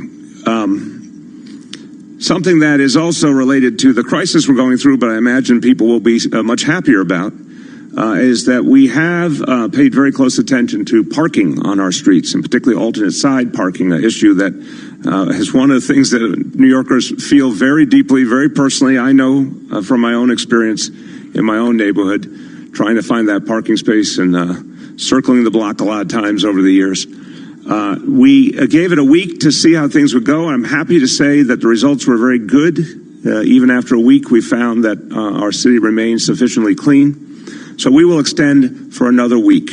And now alternate side parking will be suspended through next Tuesday, March 31st. So alternate side, which has been suspended for the last 7 days, will be suspended for another 7 days through Tuesday, March 31st. We're going to look at the situation week by week. We might do more extensive time periods depending on what we see, but I think the thing to expect right now is we'll try and deal with alternate side in chunks of time, at least a week at a time. But again, always watching to make sure that our city stays clean for everyone's benefit, and it's important against the backdrop of something like this disease that we maintain real cleanliness in the city. So that's some good news that alternate side is suspended through Tuesday, March 31st. Now, want to just speak proactively to an issue that might come up. I know our colleagues in the media have a lot of questions, and I'll be turning to them in just a moment. But one issue has come up which is very, very emotionally important, humanly important, important in terms of health. And that is the question of for folks who are giving birth, families that are giving birth, what are the protocols about whether a partner of the woman giving birth can be in the hospital room at that moment. This is a medical decision, obviously. It is something where all of us who are not doctors need to defer to the medical community. The decision made by our public hospitals, our health and hospital system, is that partners should be allowed in for the process of labor and when a woman is giving birth. That is the official policy, but with some very clear guidelines that any partner in the hospital room when a woman is giving birth must be wearing a surgical mask, and that there is a clearance procedure to ensure that if any partner is symptomatic. So we've been listening to New York City Mayor Bill de Blasio with an update on the situation, and really his tone and demeanor, Jason, safe to say, very different from when we heard from the president and other officials who were talking about, I believe the governor of Texas also, about kind of getting the economy back to work. He obviously is talking about this crisis, lasting for longer and expecting, I believe, April to be worse than March. And so still looking for and grateful for the defibrillators that are coming, not the defibrillators, the respirators, the ventilators. The ventilators that are coming from the government. That is certainly, necessary for their situation. But, he's considering, does he need to close down the parks because he's still concerned about large groups that are gathering together? Because in order to contain this or mitigate it at this point, you've got to prevent large groups from gathering. We do want to bring in our next guest. We're delighted to have back with us Barnard College President Sian Bialik. Sian, nice to have you here with us, and thanks very much for your patience as we listen to Mayor de Blasio, your home city. You know, it's interesting. We're listening to the mayor of New York, and his tone and demeanor are really at odds with what we're hearing from the president and other officials who are beginning to talk about reopening up the U.S. economy. How are you on a daily basis assessing the situation? How have you been assessing the situation? Well, there's a lot of information coming in, and we're really thinking specifically about New York City and New York State right now, and our goal has been to, first and foremost, to support the health and safety of our faculty, students, and staff. And we've transitioned to online learning for the remainder of the semester and really focusing on helping our students continue during this really, unprecedented time. And so what does that look like, and what are you learning so far, President Bialik, in terms of the mechanics and the logistics of, really keeping students engaged and helping faculty and staff, I would imagine, sort of manage their home lives and all that? I think as we're all discovering in this remote scenario, it's complicated. It is definitely complicated, and I think the role of an institution here in a place like Barnard that prides itself on a world-class education, our faculty, our teachers, they're also scholars, is helping support the faculty and the students so that they can all learn together. Whether that's giving faculty tutorials about using Zoom and how to engage classes, and also giving students the same sort of tutorials and help and just tips for staying focused and engaged. Just like you would in a classroom, having your cell phone right next to you is not so great for focusing and being attentive, and that's certainly true online as well. We just want to mention a headline crossing the Bloomberg. Facebook seeing a weakening ad market. Let me just bring it up. I just lost it here. Facebook seeing weakening in ad business due to COVID-19. That's expected as we see a lot of businesses seeing a retrenchment in everything that's going on. President Bialik, I do wonder, too, about what kinds of things that you guys are implementing, whether it's online learning or virtual tours for folks who want to come see, the college, that you think might actually stick around longer term? Yeah, I think there are really some opportunities here to make sure that we're able to engage students and parents, families, interested parties, alums from across the globe. So some of the virtual tours, we're doing check-ins with faculty, even for alums, to learn about what's happening in the classroom. I've already heard that many parents are peeking over their students' shoulders as they're taking part in classes. I think there's an opportunity to get more folks engaged in education. And so, President Bialik, and I'm saying this out of a place of self-interest, and I'm guessing Carol is thinking the same thing, especially as an alum of your notable institution. We both have college juniors, whose SATs were delayed. We've got the APs being executed in a different way. High school students, especially high school students who are in their junior year and a little younger and a little older, are really going to be affected by this. How is your institution, how are institutions sort of thinking about that? And I've got to say, this was going to be a week where we were touring colleges. Yeah, you weren't even supposed to be here today. I was not supposed to be here. Well, I hope you're visiting us online because we have a fantastic tour. She is. With students, and you really get a flavor. And we're certainly thinking about students who are younger in high school, and we're going to make sure that no one is penalized for not being able to take a test or for disruptions. We know this is a time when things are going to change, and that requires flexibility. And one of the fantastic things about a small institution like Barnard, even though it's situated within the larger Columbia University, we're able to give that one-on-one attention. So I do want to ask you, if we can, about an area of expertise that you have. You gave an amazing TED Talk that Carol sent around, and 2 million people, I think, plus have seen.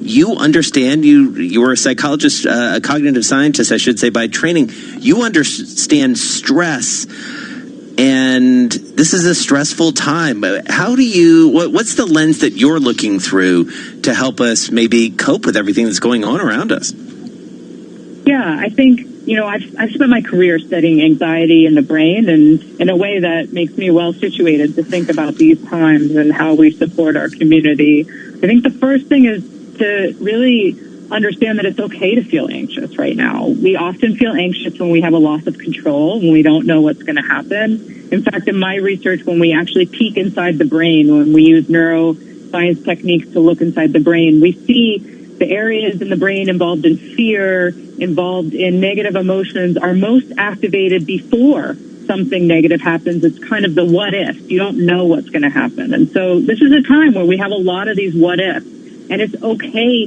to be anxious.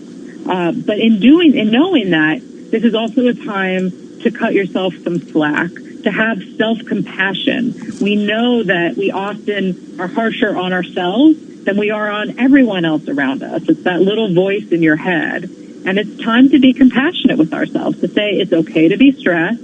We don't have to have everything planned out. And our goal is to focus on the little things that are taking us one day at a time. Well, especially right in a situation where we have really no control over what's happening. I mean, our world has been turned completely upside down, President Bilek, and we've just got to kind of, wait for the answers or wait for the situation to change. And I would say now is the time to focus on what you can control. So for our students, we talk a lot about making schedules. So even though you're not maybe having all your normal routines, what schedules can you have? You have class. Can you also set aside some time to study? Maybe you have a Zoom study group with friends. Are there times when you can just get on Zoom socially to hang out? Actually compartmentalizing that time, having some control, of course, getting away from your device, looking out the window, going outside, even as you're social distancing, making that part of a schedule or routine can give us a sense of control that can actually reduce some of the anxiety. That's a great piece of advice, because I have found that since we've shifted, I'm just going on almost a week at home now, that it's very easy to not stop working and kind of keep going. No, please go ahead. It's very easy to do that. And actually one of my senior team said to me today, her office was across the street from mine, and she said, I realized I miss running across the street to your office because it was a couple minutes to just get outside and not have my phone. And so I'm creating the virtual running across the street, she said.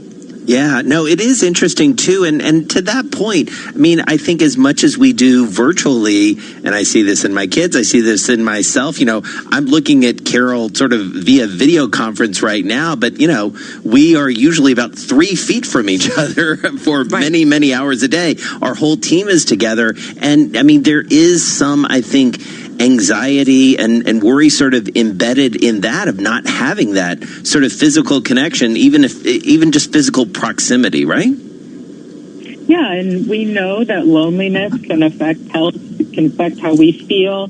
So I think it's important to try and get some of those connections where you can. We are talking to our students about making sure, even in a larger lecture class, that they turn on their video just to have that connection. We know that looking at people's face gives you a lot of information, actually, about how they're thinking, how they're feeling, even their body posture. So be engaged in that way. And then figure out what time you're going to turn your computer off. And if you have family or friends around in your apartment or in your home, spend some time with them. Figure out what you can do that is really meaningful.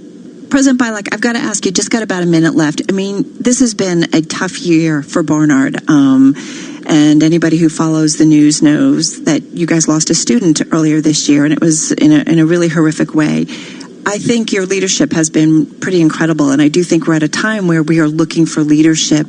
Any thoughts, just drawing on your experience this year, to our listeners and to those folks who are running companies and just trying to figure out how to get through, and they're managing a personal life, a professional life, concerned about their family, concerned about their workers.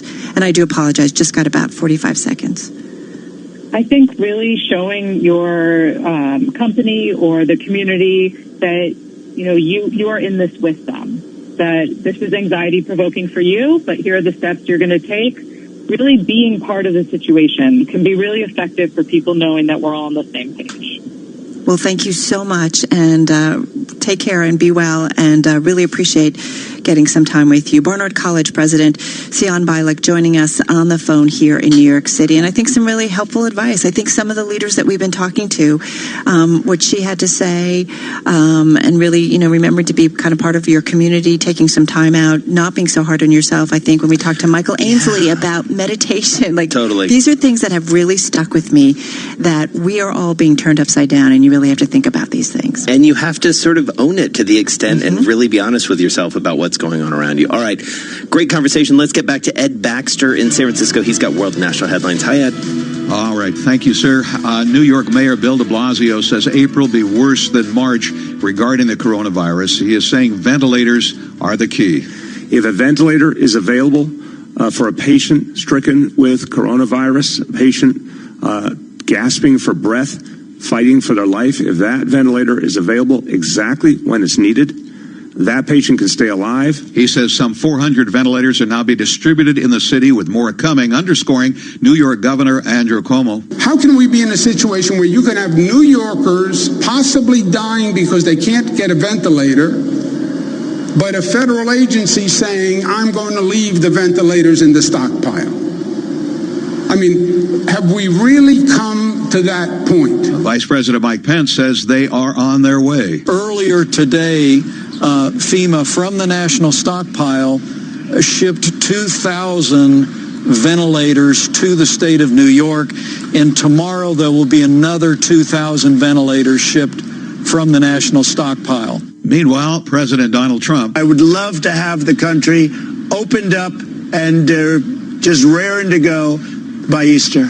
Yeah, but House Speaker Nancy Pelosi says economy versus health should not even be a debate. Scientists and doctors around the country are saying there is a way to stop this, and you cannot be communal. You have to stay in. The stimulus bill looks as if agreement may be closer. Minority Leader Chuck Schumer. The federal government will pay your salary, your full salary, for now 4 months. We had asked for 4 months, and in San Francisco, Vatsal Shah is Senior Project Engineer at Mott MacDonald, a global engineering consultancy with more than 16,000 employees. He earned his PhD at New Jersey Institute of Technology, and as an adjunct professor is helping NJIT students explore emerging technologies. My focus is renewable markets, emerging technologies, the idea of floating cities. What are we doing to develop that? What will happen to the city on the water? Well, you're going to have waves hitting it. You're going to have solar. How are you going to develop plants? How are you going to develop vegetation and farming? That sort of thought process happens at NJIT. We actually plan out what will the city look like. How do we develop that? So in 10 years, we're actually ready to take on those challenges when we have our first development in the water. NJIT also has been doing a lot of work in self-healing materials. So taking the polymers and the new material that we have in our material sciences departments and putting them into things like concrete, things like steel, reinforcing our soil. NJIT, New Jersey Institute of Technology. Learn more at njit.edu. Not completing high school is more of a social thing than it was an academic thing. I came out in the 11th grade. Nobody was embracing you. The kids were cruel. It was very difficult to be gay. Even though all these years have passed, I still had that longing to have my diploma. The hard part was determining that I was going to do it, but I definitely didn't do it alone. At age 30, with the help of her mentor, Carissa finished her high school diploma. I have a mentor, Maria. She convinced me to continue my education and to finish what I started to get my diploma. Just never judges. She's a true role model. If you're even considering getting your high school diploma, go get it. You can do it.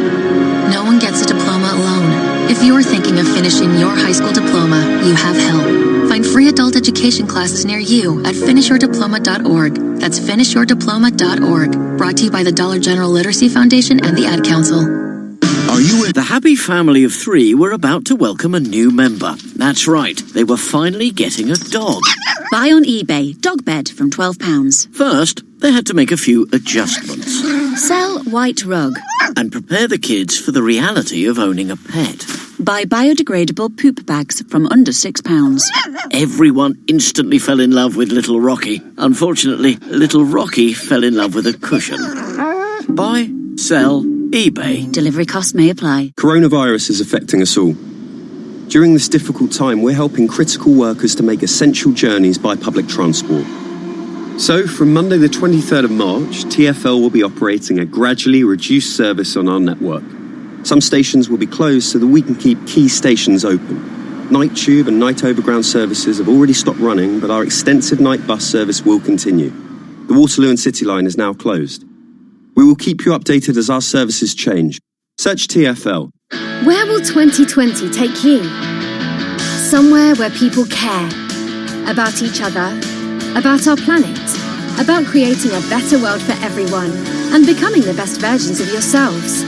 Join a community of like-minded individuals at the University of Winchester. Apply by the 31st of March for a chance to win your first year in halls. Visit our website to find out more. See the bigger picture. Be the difference. Go to winchester.ac.uk. Dave presents an evening of exclusive stand-up comedy in association with Calm, featuring Joel Dommett. I was like, Dad, do you love my brother more than me? He went, I've just got more in common with him. Kiri Pritchard McLean. They're either holding an ugly baby or a heavy fish. I don't know why it's those two. Judy Love. Where's all my big girls? Okay, some of you be lying to yourself. And John Robbins. Never got my head round why 100% humidity wasn't water. An exclusive stand-up special. Comedy against living miserably. Tonight at 9 on Dave. The World Health Organization recommends that you do these 5 simple things to help stop coronavirus. Do the 5. Number 1, hands. Wash them often. 2, elbow. Cough into it. 3, face. Don't touch it. 4, feet. Stay more than 3 feet apart. And 5, feel sick? Stay home. Like what you're listening to? Want to make getting back to it easier? Use the favorite button to keep track of the stations and podcasts you love on TuneIn. Just tap or click the heart icon to add it to your favorites. Then find all your go-to audio under the Favorites tab. Pretty easy, right? You love TuneIn for live breaking news from CNN, MSNBC, Fox, CNBC, and more. But when you can't catch your favorite show as it airs, it might just be a click away as a podcast. Search your favorite news station to explore all the on-demand news shows on TuneIn. It's TuneIn Sports on this day.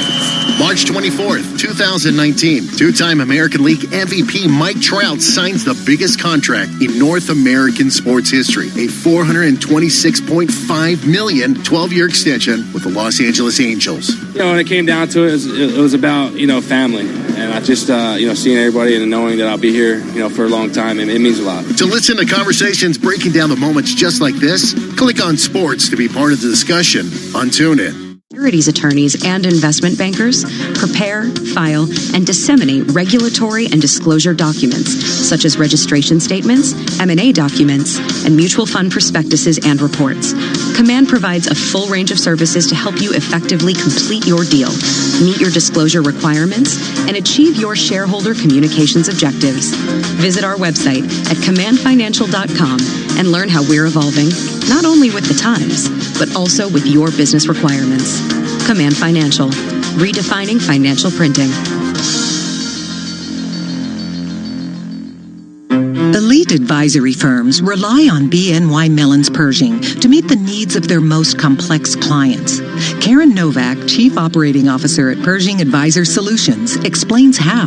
At BNY Mellon's Pershing, we bring customized insights and strategies to help you grow your advisory business and stay on the leading edge. We can support the needs of your most sophisticated clients with a full range of investment and wealth management solutions, from access to private banking to consolidated bank and brokerage custody. Learn why so many of the largest advisory firms turn to us for the financial strength and high-touch service that BNY Mellon's Pershing can provide. Are you well positioned to stand out from your competition? Learn more at Pershing.com or call 800-445-4467. Brokerage custody provided by Pershing LLC and other services provided by Pershing Advisor Solutions LLC. Both members of FINRA and SIPC. Private banking and bank custody provided by BNY Mellon NA. Member FDIC. Markets, headlines, and breaking news 24 hours a day at Bloomberg.com, the Bloomberg Business app, and on Quick Take by Bloomberg. This is a Bloomberg Business Flash. From Bloomberg World Headquarters, I'm Charlie Pellet. Number of After the Bell headlines. We begin with Nike third quarter sales. Top Wall Street estimates raising optimism that the world's largest athletic brand can weather the coronavirus pandemic better than expected. Shares surging 6.5%. Facebook says it sees a weakening booming in its ad business due to COVID-19 also says, though, it is seeing new records in usage almost every day. Also after the bell, Apollo told investors it is snapping up portfolio company debt. The Dow, the S&P, NASDAQ all surging today, stocks rallying right into the close. In fact, closing at the best level of the day. S&P 500 index up 209 points. That was a gain of 9.4%. Dow Jones Industrial Average up 2,112 points, a gain of 11.3%. NASDAQ up 557. That is a gain of just about 8.1%. And also, too, we have got the 10-year down 21 seconds with a yield there of 0.85%. This headline from the Bloomberg Professional Service: the Federal Reserve hiring BlackRock for agency MBS and corporate credit programs. Stay with Bloomberg for the latest on this developing story. Gold surging almost 5% today, up $75 the ounce at $16.28. West Texas Intermediate crude up 3.8%, $24.24 a barrel. Again, recapping, stocks rally into the close. S&P up 209 points, up 9.4%. I'm Charlie Pellet. That Business Flash. All right, Charlie, thanks a lot. You are listening to Bloomberg Business Week, and I've been trying to take the pulse, Carol, of some big, important and experienced investors that we know. Delighted to have Jim Zenny here with us, President, CEO of Z Capital Group. He's been in this business for quite some time. I'm not saying you're old, Jim, but, you know, you're calling in from Florida. You're safe and sound, I trust, and all is well. First of all, let's start there. You're good? No, everything's fine. Thank you, Jason. Carol, good to see you both. Thank you so much. Nice to have you here. All right. So we just had quite a day on the Dow, the S&P, and the NASDAQ. But maybe more importantly, we just put out a story on the Bloomberg, Jim, talking about somebody broadly in your business, Apollo, essentially saying, listen, this is the time that we go in. We're distressed investors. You have seen this cycle before, maybe not quite in this historic way. What's it like out there for an investor like you? You know, Jason, as you know, we have a pretty unique position because we're both in a credit, broadly syndicated credit business, loan business, as well as on the middle market private equity business, much like Apollo, but they're obviously much larger than we are. But yes, the short answer is there's clearly opportunities out there. With the volatility in the markets these days, it's probably mostly the hedge funds who are taking advantage of that in the short term. But clearly things are being revalued, both debt and equity, across the board. We always sort of track opportunities, certainly things have gotten a lot cheaper and therefore, certainly more interesting to us on both sides of our business. Jim Zenny, you've seen a lot of market cycles. What do you make of this and what's going on? Because there's a logical side of my brain. Jason Kelly, I do have a logical side of my brain. Of course you do. That when I look at this and I say, okay, this is definitely overdone, and I understand where the fear is coming from. But nonetheless, it's hard to ignore some of these swings. So how do you make sense of it? I mean, the movement that you see in the market, how quickly do you think that we, once we get through the healthcare concerns and crisis part of it, that we can get to a somewhat more normal marketplace? Yeah, I think, Carol, you got to look at sort of how we got here, right? This is different than the financial crises that I've seen in the past. Most recent one, obviously, the last one, 2008, et cetera. But, the bottom line is how did we get here? And I think we were somewhat, at least from our perspective, I don't think there was enough recognition to the fact that, yes, we have a major pandemic that we have to deal with, and there are people suffering and dying, and that's a major issue. And the first thing we did was make sure our employees and our portfolio company employees were taken care of as much as they could be. But at the end of the day, I think that the economic effects of this event were really just over the last few weeks, and I think the combination of the recognition of that the U.S. Business in the United States is going to come to a grinding halt, and it happened over a series of, call it, 10 days. Every day there's a new story, right? One industry is shutting down. We have a broad spectrum of businesses, from casinos to hotels to consumer products, restaurants. So we really see the landscape. All of them are impacted. But the issue here is that how do you model, how do you deal with the fact that some of these companies are largely shut down? And it makes it very difficult. And I think everybody's sort of coming to grips with that, or has come to grips with that, just over the last 3 or 4 weeks. So I think that's why it's so different, is that it's really compressed in a very short period of time. The last cycle you could sort of see coming a bit. This is completely from, sort of out of left field. But does it say to you that, Jim, that once we get on the other side, that it can be compressed to the upside as well, or not necessarily? We shouldn't make that assumption. It's hard to say. I think there's a good chance that it would be compressed up to the upside. The question is there's a balance. And look, I'm certainly not in D.C. making policy, but there's clearly a balance of starting the economy again, if you will, and then would it be too soon to deal with the pandemic? That's a tough question today. But I do think that there's clearly pent up demand. There will be pent up demand. But I do also think it's going to take time to get back to sort of full strength. We have manufacturing companies, for example. They were the last ones to get hit, but they're also probably the last ones to see the upside. So I think it's a short cycle.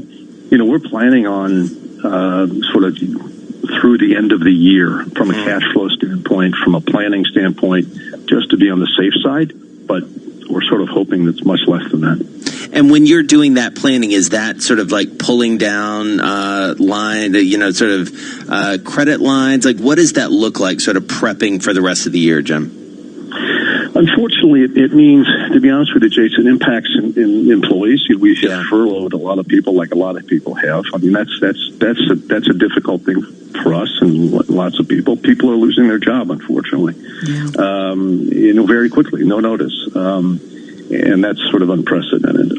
Yes, we have drawn down our lines in every company that we have that has revolvers that were untapped.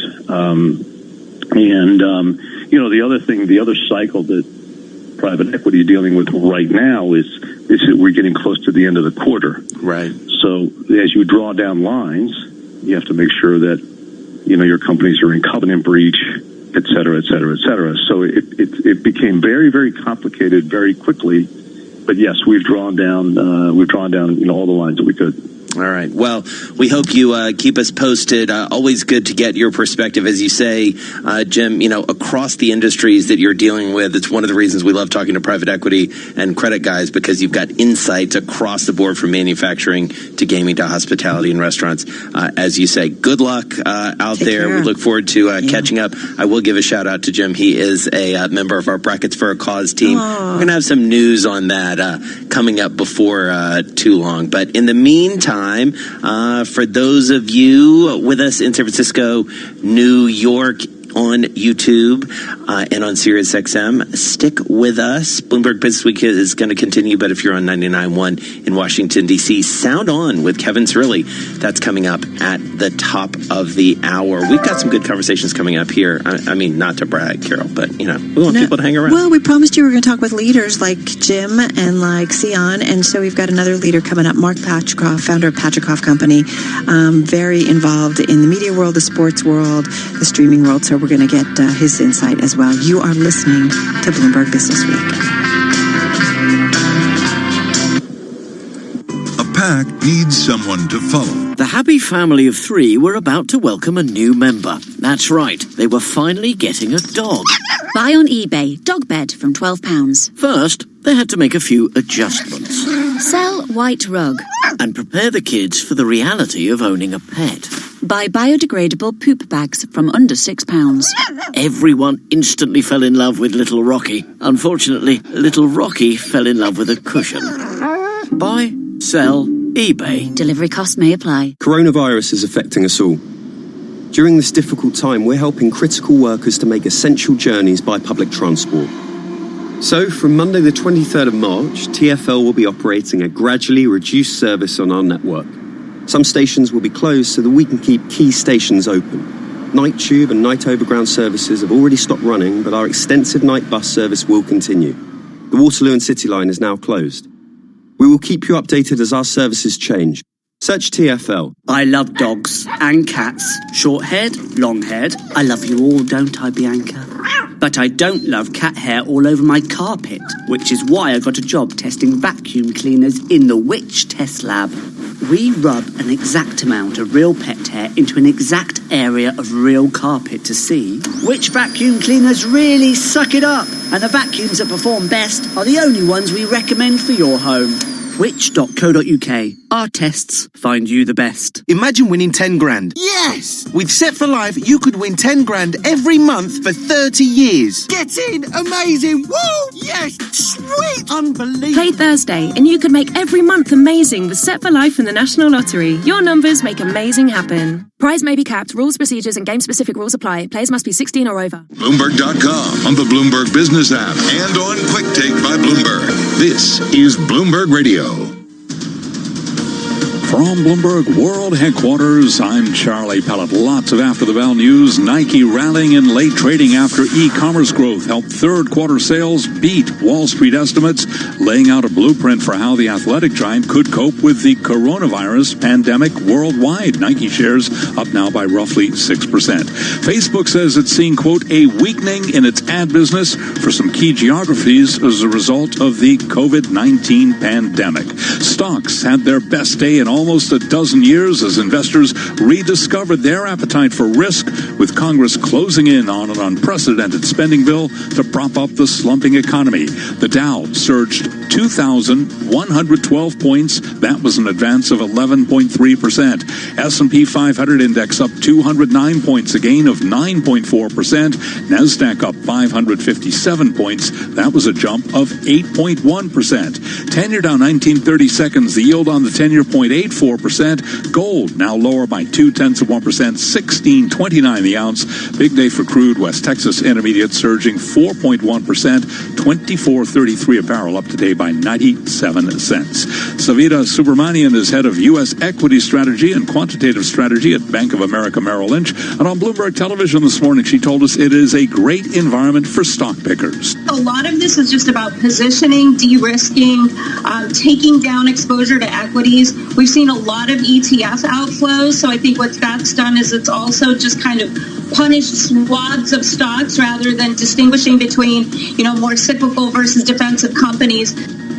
Chevron has become the latest major oil company to take an axe to its budget after halting a $5 billion a year share buyback and halving spending in the Permian Basin, which means a large decrease in projected output from America's biggest shale region. Chevron shares surging today by 22.7%. Gold down 0.4%, $16.26 the ounce, and again the yield on the 10-year 0.84%. Recapping on the equities, S&P up 209 today, up 9.4%. I'm Charlie Pellet. That is a Bloomberg Business Flash. All right, Charlie Pellet, thank you so much. You're listening to Bloomberg Business Week. Carol Master along with Jason Kelly. Delighted to have back with us someone who knows the finance, the entertainment, tech, sports spaces. Mark Patrickhoff is back with us. He's founder of Patrickhoff Company, and he joins us on the phone from upstate New York. Mark, good to have you here with us. How are you? I'm so happy I have something to do. Your world is a little quiet? No, I've been busy, but someone said to me the other day, I've just been exhausted. I'm working all day. I said, okay, how many phone calls did you have today? And he said, I don't know, 8. I said, well, I think I had 10. How long were each of those calls? 10, 15 minutes. It's not the same as being in an office and having meetings and running out to a lunch meeting and doing things. I mean, we're busy, but it's just not the same.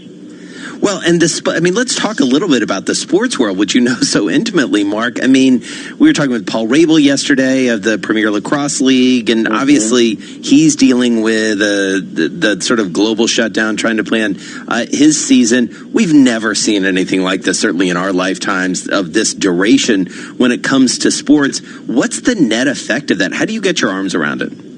Well, the term unprecedented is usually, I think, an overused one. Yes. I think in this case, we can apply it to so many different cases. I mean, look, for all of these peripheral sports, no offense to Paul and lacrosse and a lot of other things now that are trying to fight into this new ecosystem of media rights and distribution, being available for anything and everything.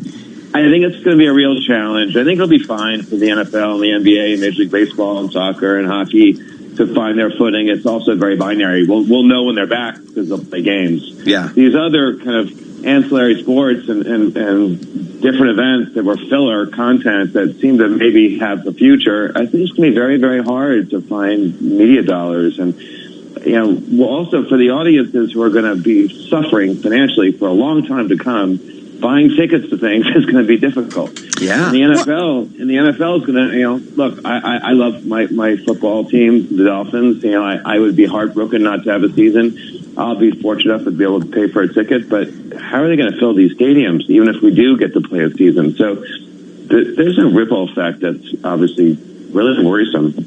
Yeah, I do wonder about when we get on the other side of this, what the economy is going to look like, what kind of spending capabilities will people ultimately have, especially if they had lost their jobs and weren't hired back. I also do wonder if there's going to be some fear out there about large gatherings, although I will say people in general, tend to, have a lot of resilience and kind of get back to normal as soon as they can. But I do wonder, if you think about that. Well, I think we don't know. I mean, who knows? I was talking to the CFO of one of the largest music touring companies in the world, you can guess, publicly traded company. And look, for them, they could push back dates, and they've got a very frothy kind of fall plan now. And I love the company. I'm very friendly with the CEO as well, and hope and expect they'll have a great fall and want to go see all those acts play. But who can predict? I mean, you can't even go to the grocery store now, at least in my town in upstate New York, in Tivoli, New York. They've put up plastic barricades between the checkers in the grocery store, and the customers. It's like the apocalypse. So are people going to go pack into a Michigan Stadium to see the Wolverines play? I just don't know. And it's not that far from now. Remember, the fall is only a few months away. And I've read, and we're all reading too much. I mean, someone said to me, by the way, take a day off from news. You guys don't want to hear that, but if you take every other day off from news, you probably don't miss all that much. And it's probably good for just mental health. But I think it's going to be hard to get people to kind of gather together again. On the other hand, human nature is such that we need interaction, and at some point we're going to have to go back into places. And sports is a really nice way to do that.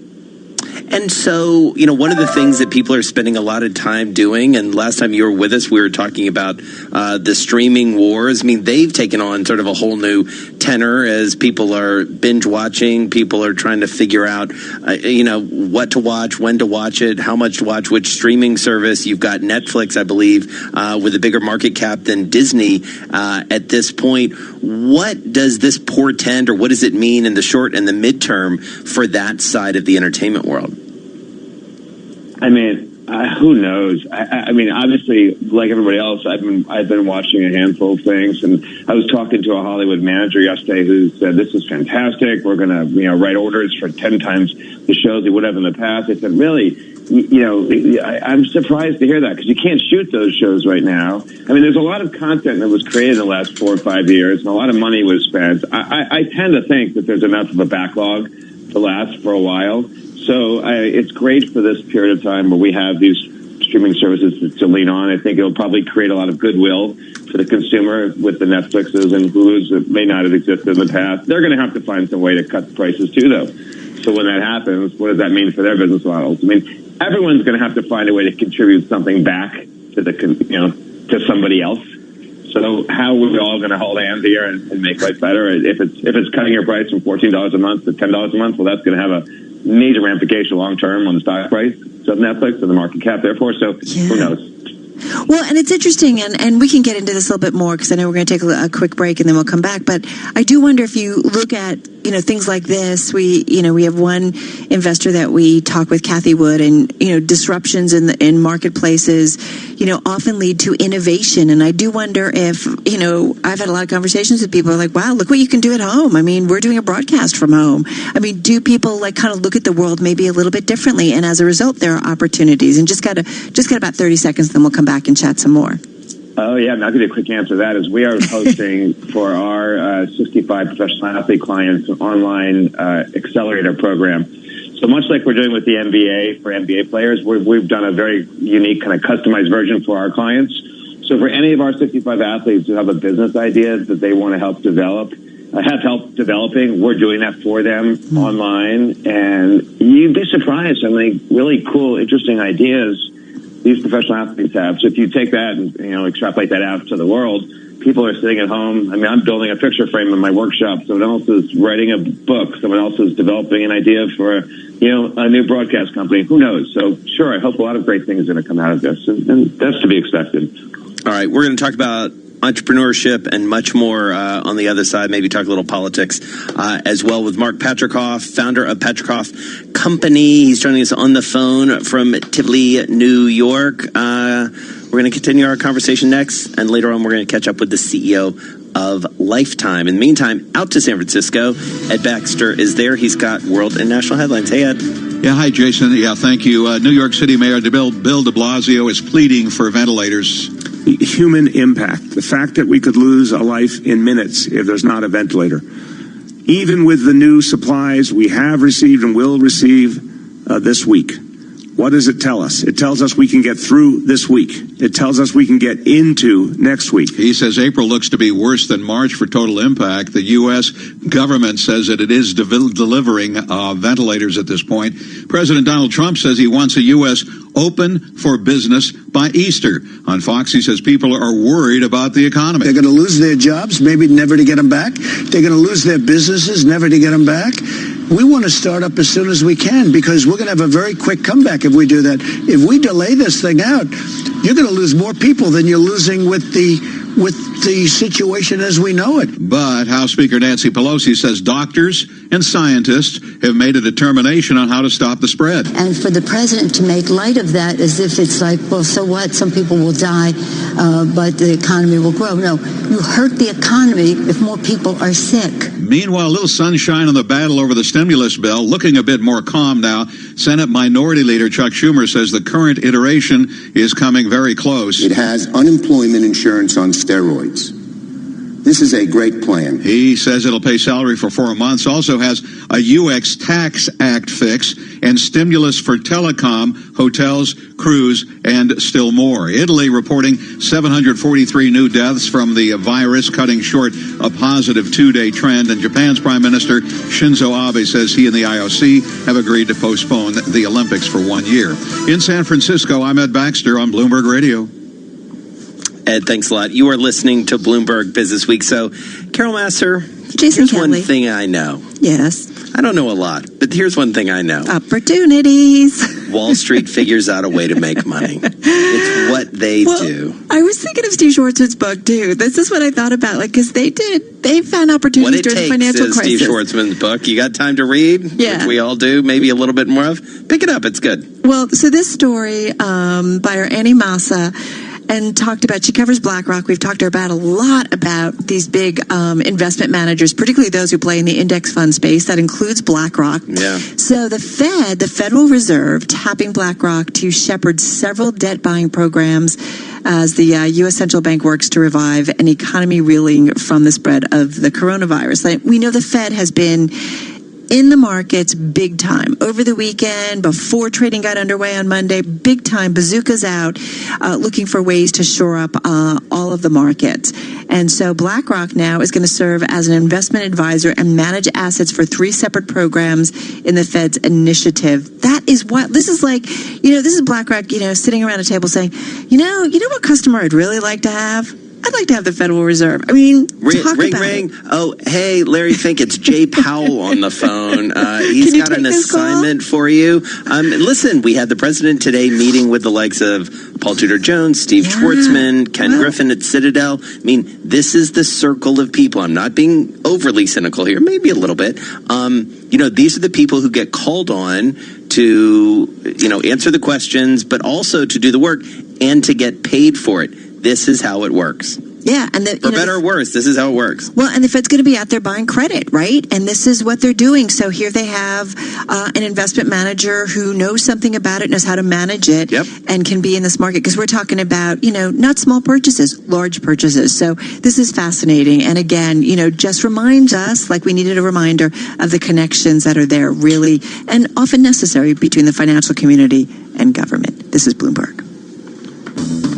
And a good reminder to wash your hands, avoid sick people, and don't touch your face. These everyday actions can help prevent the spread of respiratory diseases, including COVID-19. That's brought to you by the National Association of Broadcasters. And the happy family of 3 were about to welcome a new member. That's right, they were finally getting a dog. Buy on eBay, dog bed from £12. First, they had to make a few adjustments. Sell white rug. And prepare the kids for the reality of owning a pet. Buy biodegradable poop bags from under £6. Everyone instantly fell in love with Little Rocky. Unfortunately, Little Rocky fell in love with a cushion. Buy, sell, eBay. Delivery costs may apply. Imagine winning 10 grand. Yes! With Set for Life, you could win 10 grand every month for 30 years. Get in! Amazing! Woo! Yes! Sweet! Unbelievable! Play Thursday, and you could make every month amazing with Set for Life and the National Lottery. Your numbers make amazing happen. Prize may be capped. Rules, procedures, and game-specific rules apply. Players must be 16 or over. Dave presents an evening of exclusive stand-up comedy in association with Calm, featuring Joel Dommett. I was like, Dad, do you love my brother more than me? He went, I've just got more in common with him. Kiri Pritchard McLean. They're either holding an ugly baby or a heavy fish. I don't know why it's those two. Judy Love. Where's all my big girls? Okay, some of you be lying to yourself. And John Robbins. Never got my head round why 100% humidity wasn't water. An exclusive stand-up special. Comedy against living miserably. Tonight at 9 on Dave. The World Health Organization recommends that you do these 5 simple things to help stop coronavirus. Do the 5. Number 1, hands. Wash them often. 2, elbow. Cough into it. 3, face. Don't touch it. 4, feet. Stay more than 3 feet apart. And 5, feel sick? Stay home. You love TuneIn for live breaking news from CNN, MSNBC, Fox, CNBC, and more. But when you can't catch your favorite show as it airs, it might just be a click away as a podcast. Search your favorite news station to explore all the on-demand news shows on TuneIn. It's TuneIn Sports on this day. March 24th, 2019. Two-time American League MVP Mike Trout signs the biggest contract in North American sports history. A $426.5 million 12-year extension with the Los Angeles Angels. You know, when it came down to it, it was about, family. And I just, seeing everybody and knowing that I'll be here, for a long time, it means a lot. To listen to conversations breaking down the moments just like this, click on sports to be part of the discussion on TuneIn. Did you know your favorite radio stations are in your pocket? Yes, the TuneIn app lets you listen to the same radio stations you pick up on your home or car radio anywhere you want. To see all the stations broadcasting in your area, find the local radio section on the home screen. Keep it local with TuneIn. Burning yard trimmings. Don't just walk away, or chances are you might be starting a wildfire. So for the love of the outdoors, go to SmokeyBear.com to learn more about wildfire prevention. Brought to you by the U.S. Forest Service, your state forester, and the Ad Council. In-depth analysis, concise reporting, need-to-know global business news. Around the world and across the markets, Bloomberg connects the dots for decision makers. Stay on top of today's headlines. Follow big breakthroughs in tech. Understand the latest political issues. See how the world's wealthiest are spending their money. Track what's happening in the markets, and much more. Subscribe today to Bloomberg, the global standard for business reporting. Get it all at Bloomberg.com/subscriptions. 25 years ago, NJIT graduate Dick Sweeney co-founded Keurig Green Mountain, a company whose incredible innovations changed the way the world brews a cup of coffee. Today, he lectures widely on business leadership and is a strong advocate for NJIT's work to combine business education with the power of STEM. NJIT is definitely fostering the innovative thinking for budding entrepreneurs simply because that's the world we live in. NJIT is producing students that have been trained, educated, and given the business acumen to be a contributor to a company. The distinct mission is to develop great STEM scholars. The attributes I've always looked for in team members are heart, smarts, guts, and luck. So we want people with passion, intelligence, courage, and never discount luck. The student coming out of NJIT has experienced all of that. NJIT, New Jersey Institute of Technology. Learn more at njit.edu. Headlines and breaking news 24 hours a day at Bloomberg.com, the Bloomberg Business app, and on Quick Take by Bloomberg. This is a Bloomberg Business Flash. From Bloomberg World Headquarters, I'm Charlie Pellet. An update on Wall Street. In fact, the best day in almost a dozen years as investors rediscovered their appetite for risk, with Congress closing in on an unprecedented spending bill to prop up the slumping economy. The Dow rallying 2,112 points, up 11.3%. S&P up 209, higher by 9.4%. NASDAQ surged 557. That was a gain of 8.1%. 10-year down 1930 seconds with a yield of 0.84%. Gold today is down 0.2% right now, $16.29 the ounce. As for West Texas Intermediate crude, it is up 4.1%, $24.33 a barrel. Nike rallying after growth in online orders helped third quarter sales beat Wall Street estimates. Shares up 7.9%. Facebook, meanwhile, says it is seeing a weakening in its ad business for some key geographies as a result of the COVID-19 pandemic. Recapping, S&P up 209, a gain of 9.4%. I'm Charlie Pellet, and that is a Bloomberg Business Flash. All right, Charlie Pellet, thank you so much. Let's continue our conversation now with Mark Patrikoff, founder of Patrikoff Company, joining us on the phone from upstate New York. So, Mark, I want to pick up where we left off, which is this notion of entrepreneurship in a time of uncertainty. I mean, we have had great companies started during tough economic times. Are you starting to see that yet, or are people just sort of hunkering down? How does this affect sort of big ideas in the meantime?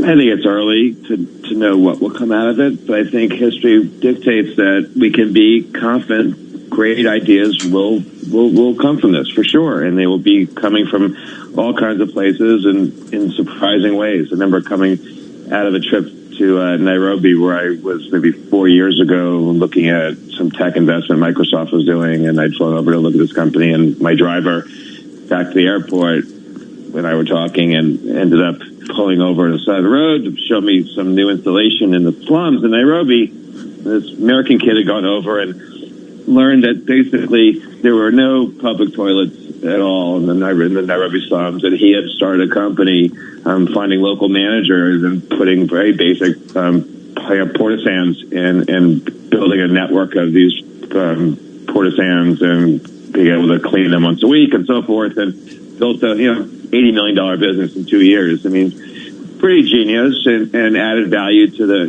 to people who need it. I mean, good things happen in tough times, and I expect that will be the case here. It won't all be new kinds of plastic gloves and COVID-19 testing kits. Hopefully, it'll be other things that we're not expecting. So I wanted to ask you a little bit, because we have, I think, talked with you in the past about kind of the streaming world in general, because, man, I've watched a lot more movies than I've ever watched in my lifetime. I'm spending a lot of time at home.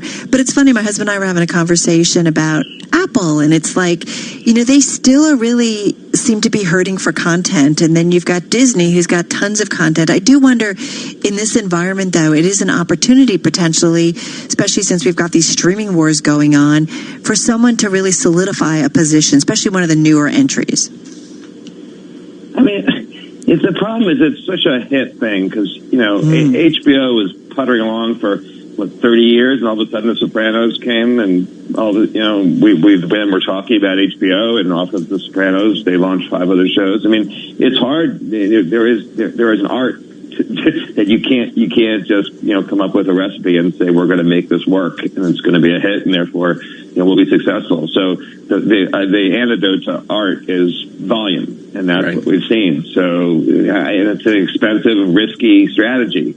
So I think the notion of streaming, I mean, we can debate this. Hopefully we'll do it together for a long time in the future.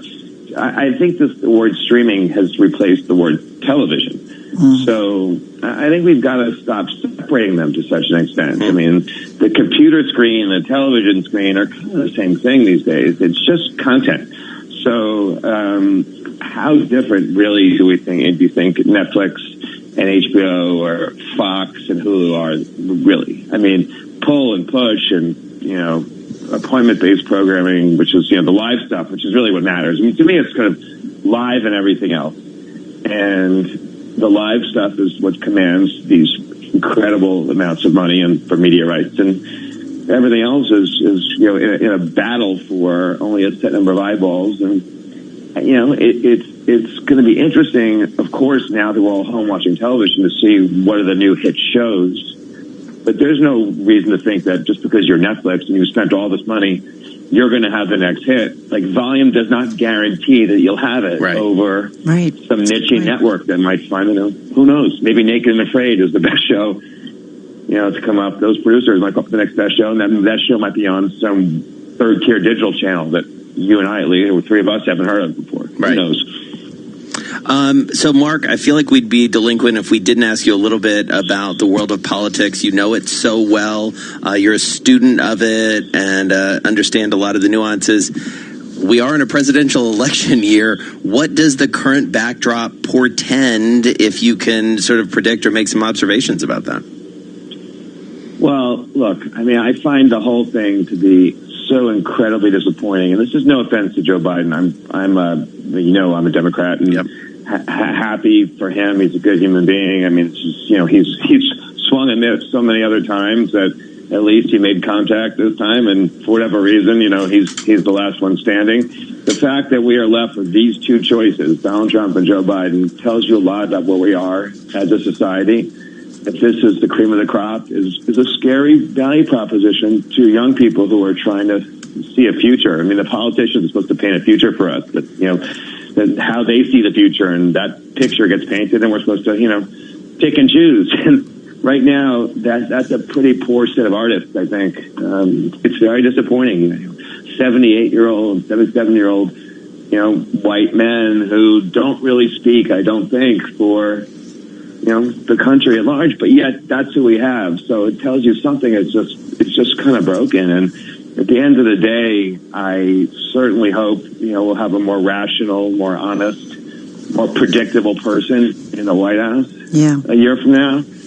But I'm not sure that it alters the current political climate all that much. Which is very disappointing. All right, Mark. Well, you take care of yourself up there in upstate New York, but we really appreciate you finding some time for us and look forward to having you back in our studio. Mark Patricoff, founder of Patricoff Company, joining us on the phone. Really a variety of subjects to talk about. And yeah, it's kind of this moment, right, where we can kind of take a step back and just look at a lot of things that are going on in our world. A lot of things changing right now, that's for certain. Although, as he says, politics not changing that much, and not maybe reflecting some of what's going on underneath. You're listening to Bloomberg Business Week here on Bloomberg Radio. News without analysis is like half a bridge. Why is the debt to GDP ratio still so important? Those things, once they're set in place, stay around for years. Bloomberg Radio, the Bloomberg Business Radio.com and iHeartRadio apps, and BloombergRadio.com. This is a Bloomberg Money Minute. When we've seen numbers like this recently on Wall Street, they've been heading in the other direction. But today, we saw historic gains of almost 8 to 11 1/3% for the Dow. That was its biggest rally since 1933, up 2,113 points. The Nasdaq rose 557, the S&P 210. A money manager tells Bloomberg this huge rally is built on the possibility of what he calls this gargantuan fiscal stimulus package being worked out in the Senate. It could be worth at least $2 trillion. Some investors, too, like President Trump's idea of restarting the economy after a 15-day shutdown ends next week, even if medical professionals say that's too early. Now that the Summer Olympics have been postponed, there is a huge problem for Team USA. All of its sponsorships will run out before the Tokyo Games are held. At the end of the year, the plan had been to get a jump on ad selling for the 2028 Los Angeles Games. I'm Joan Doniger, Bloomberg Radio.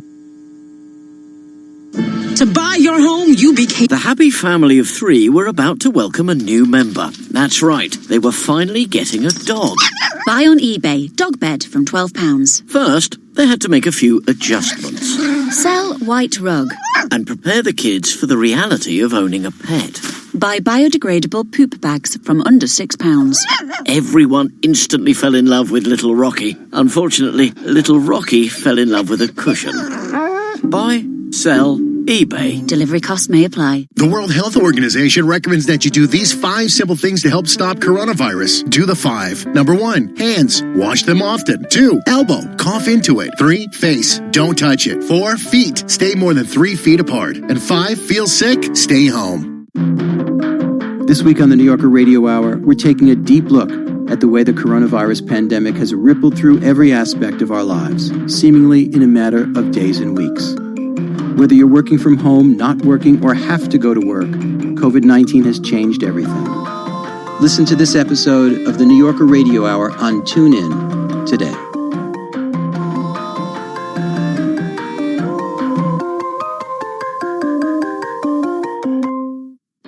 It's Tune In Sports on this day.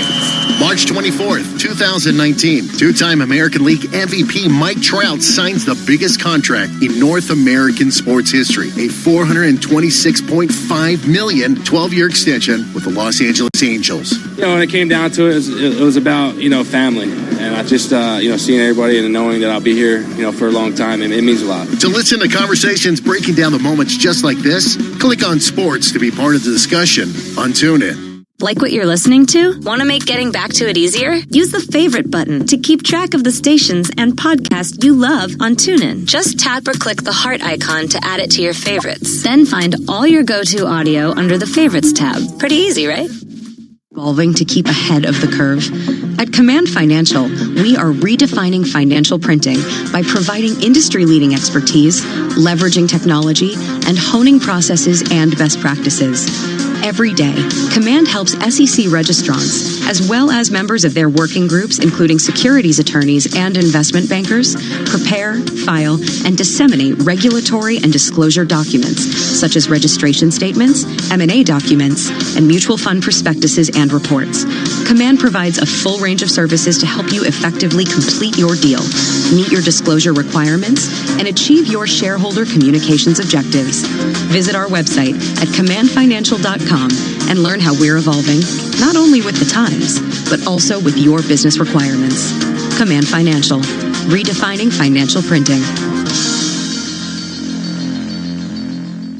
To be in the markets now, you need nerves of steel. We're not supposed to be hysterical. And Bloomberg surveillance. Let's just start with something extreme. What are you comparing this to? Tom Keene and Jonathan Farrell. Your call, your message to your clients on a morning like this morning. Weekday mornings at 7 Eastern. What are you doing to adjust your economic growth numbers? On Bloomberg Radio, the Bloomberg Business app, and BloombergRadio.com. Fiscal stimulus could really shape things in the months ahead. Bloomberg, the world is listening. Imagine being denied an apartment because of your religion, or your race, or because you have children, or a disability. It's so wrong. Yes, but who has the power to stop this? You do. Each of us has the power. The law is on your side. It's illegal for landlords to discriminate because of race, color, religion, sex, national origin, disability, or familial status. If you suspect that you have experienced housing discrimination, file a complaint with HUD immediately so we can investigate it. Fair housing is your right. Use it. To learn more, visit HUD.gov/fairhousing. That's HUD.gov/fairhousing. Or call 1-800-669-9777. 1-800-669-9777. A public service message from HUD in partnership with the National Fair Housing Alliance. Broadcasting live to New York, Bloomberg 1130. To Washington, D.C., Bloomberg 99.1. To Boston, Bloomberg 106.1. To San Francisco, Bloomberg 960. To the country, Sirius XM Channel 119. And around the globe, the Bloomberg Business app and BloombergRadio.com. This is Bloomberg Business Week. Well, coming up, we're going to continue our conversation about the streaming wars with the senior research analyst who follows the media space for Baird. Also, we're going to catch up with CEO and founder of Lifetime, about what's going on in the world of fitness and basically just taking care of yourself in this troubled era. Carol? Yeah, very, very important at this point. All right, let's get back to your top business stories and a check on those closing numbers. Here is Charlie Pellet. Hi, thank you very much. Happy Tuesday to you all. The Federal Reserve tapping BlackRock to shepherd several debt-buying programs as the U.S. Central Bank works to revive an economy reeling from the spread of coronavirus. After the bell, Facebook said it is seeing, quote, a weakening in its ad business for some key geographies as a result of the COVID-19 pandemic. Nike rallying after growth in online orders helped third quarter sales beat. What a day on Wall Street. Dow Jones Industrial Average surged 2,112 points, up 11.3%. S&P up 210. That was a gain of 9.4%. NASDAQ up 557, higher today by 8.1%. 10-year down 19.30 seconds, yield 0.81%. Gold down 0.2% right now, 16.29 the ounce. Crude surged 4.1%. Talking about West Texas Intermediate crude, 24.33 a barrel. Recapping a rally into the close, S&P jumps 210 points, up 9.4%. And that's a Bloomberg Business Flash. All right, Charlie, thank you so much. You are listening to Bloomberg Business Week. Jason Kelly, Carol Masser here with you. Let's continue our conversation about the media world. Will Power, senior research analyst for Baird. He joins us on the phone from Dallas, the Big D. Will, nice to have you with us. First of all, I trust all is safe and well with you down in Dallas. I think it is. Yeah, no, great to be here. Thanks for having me. Hope you all are as well as can be. Yeah, it's an adjustment. It's an adjustment here. You know, Carol and I both talking to you from our respective homes here in the tri-state area. But one of the things we've been talking a lot about in our homes and elsewhere is where we are in the media business. A tumultuous time to begin with, but this virus and everything that has come from it in terms of people working remotely, sheltering in place, it must have changed the calculus a little bit. Help us understand what's going on. Yeah, no, I think you're absolutely right. I mean, look, as one data point, we saw some numbers out of Verizon a couple days ago speaking to, online increases in gaming up 75%, over-the-top video usage up, VPN use up. We're just seeing new uses, for the network capabilities. And I'm sure you see this in your own households, right? Look at my kids. There's a lot more Xbox going on. There's a lot more Netflix viewership going on, Disney Plus as it may be. And so I think there's no question we're seeing a shift and perhaps an acceleration of some of the trends that are already underway, particularly within the video marketplace, right? Shifting from traditional linear to more and more over the top. Well, what's interesting is I kind of liken this to coming off the financial crisis, and everybody talked about the dollar stores, that people discovered the dollar stores during the crisis and that they would benefit long term. I don't know if that's really had the stickiness that everybody thought. So what about, Will, in an environment like this where people are having a lot of downtime and they're at home and they're able to check out some of the different streaming services, will there be winners and losers as a result of it? Or is it just, as our last guest just said, Mark Patricoff, saying, you're kind of only as good as your content is and your last big hit? Well, I think there's certainly truth to that, right? And so you're going to have to continue to invest, and that'll be incumbent upon, the streaming leaders to do that, whether it be, Amazon Prime Video or whether it be, Disney, Netflix, et cetera. But look, this is a trend that's already been underway. As you think about, video cord cutting. And I think, our concern for some of the traditional media providers is, COVID-19 could accelerate that. There are really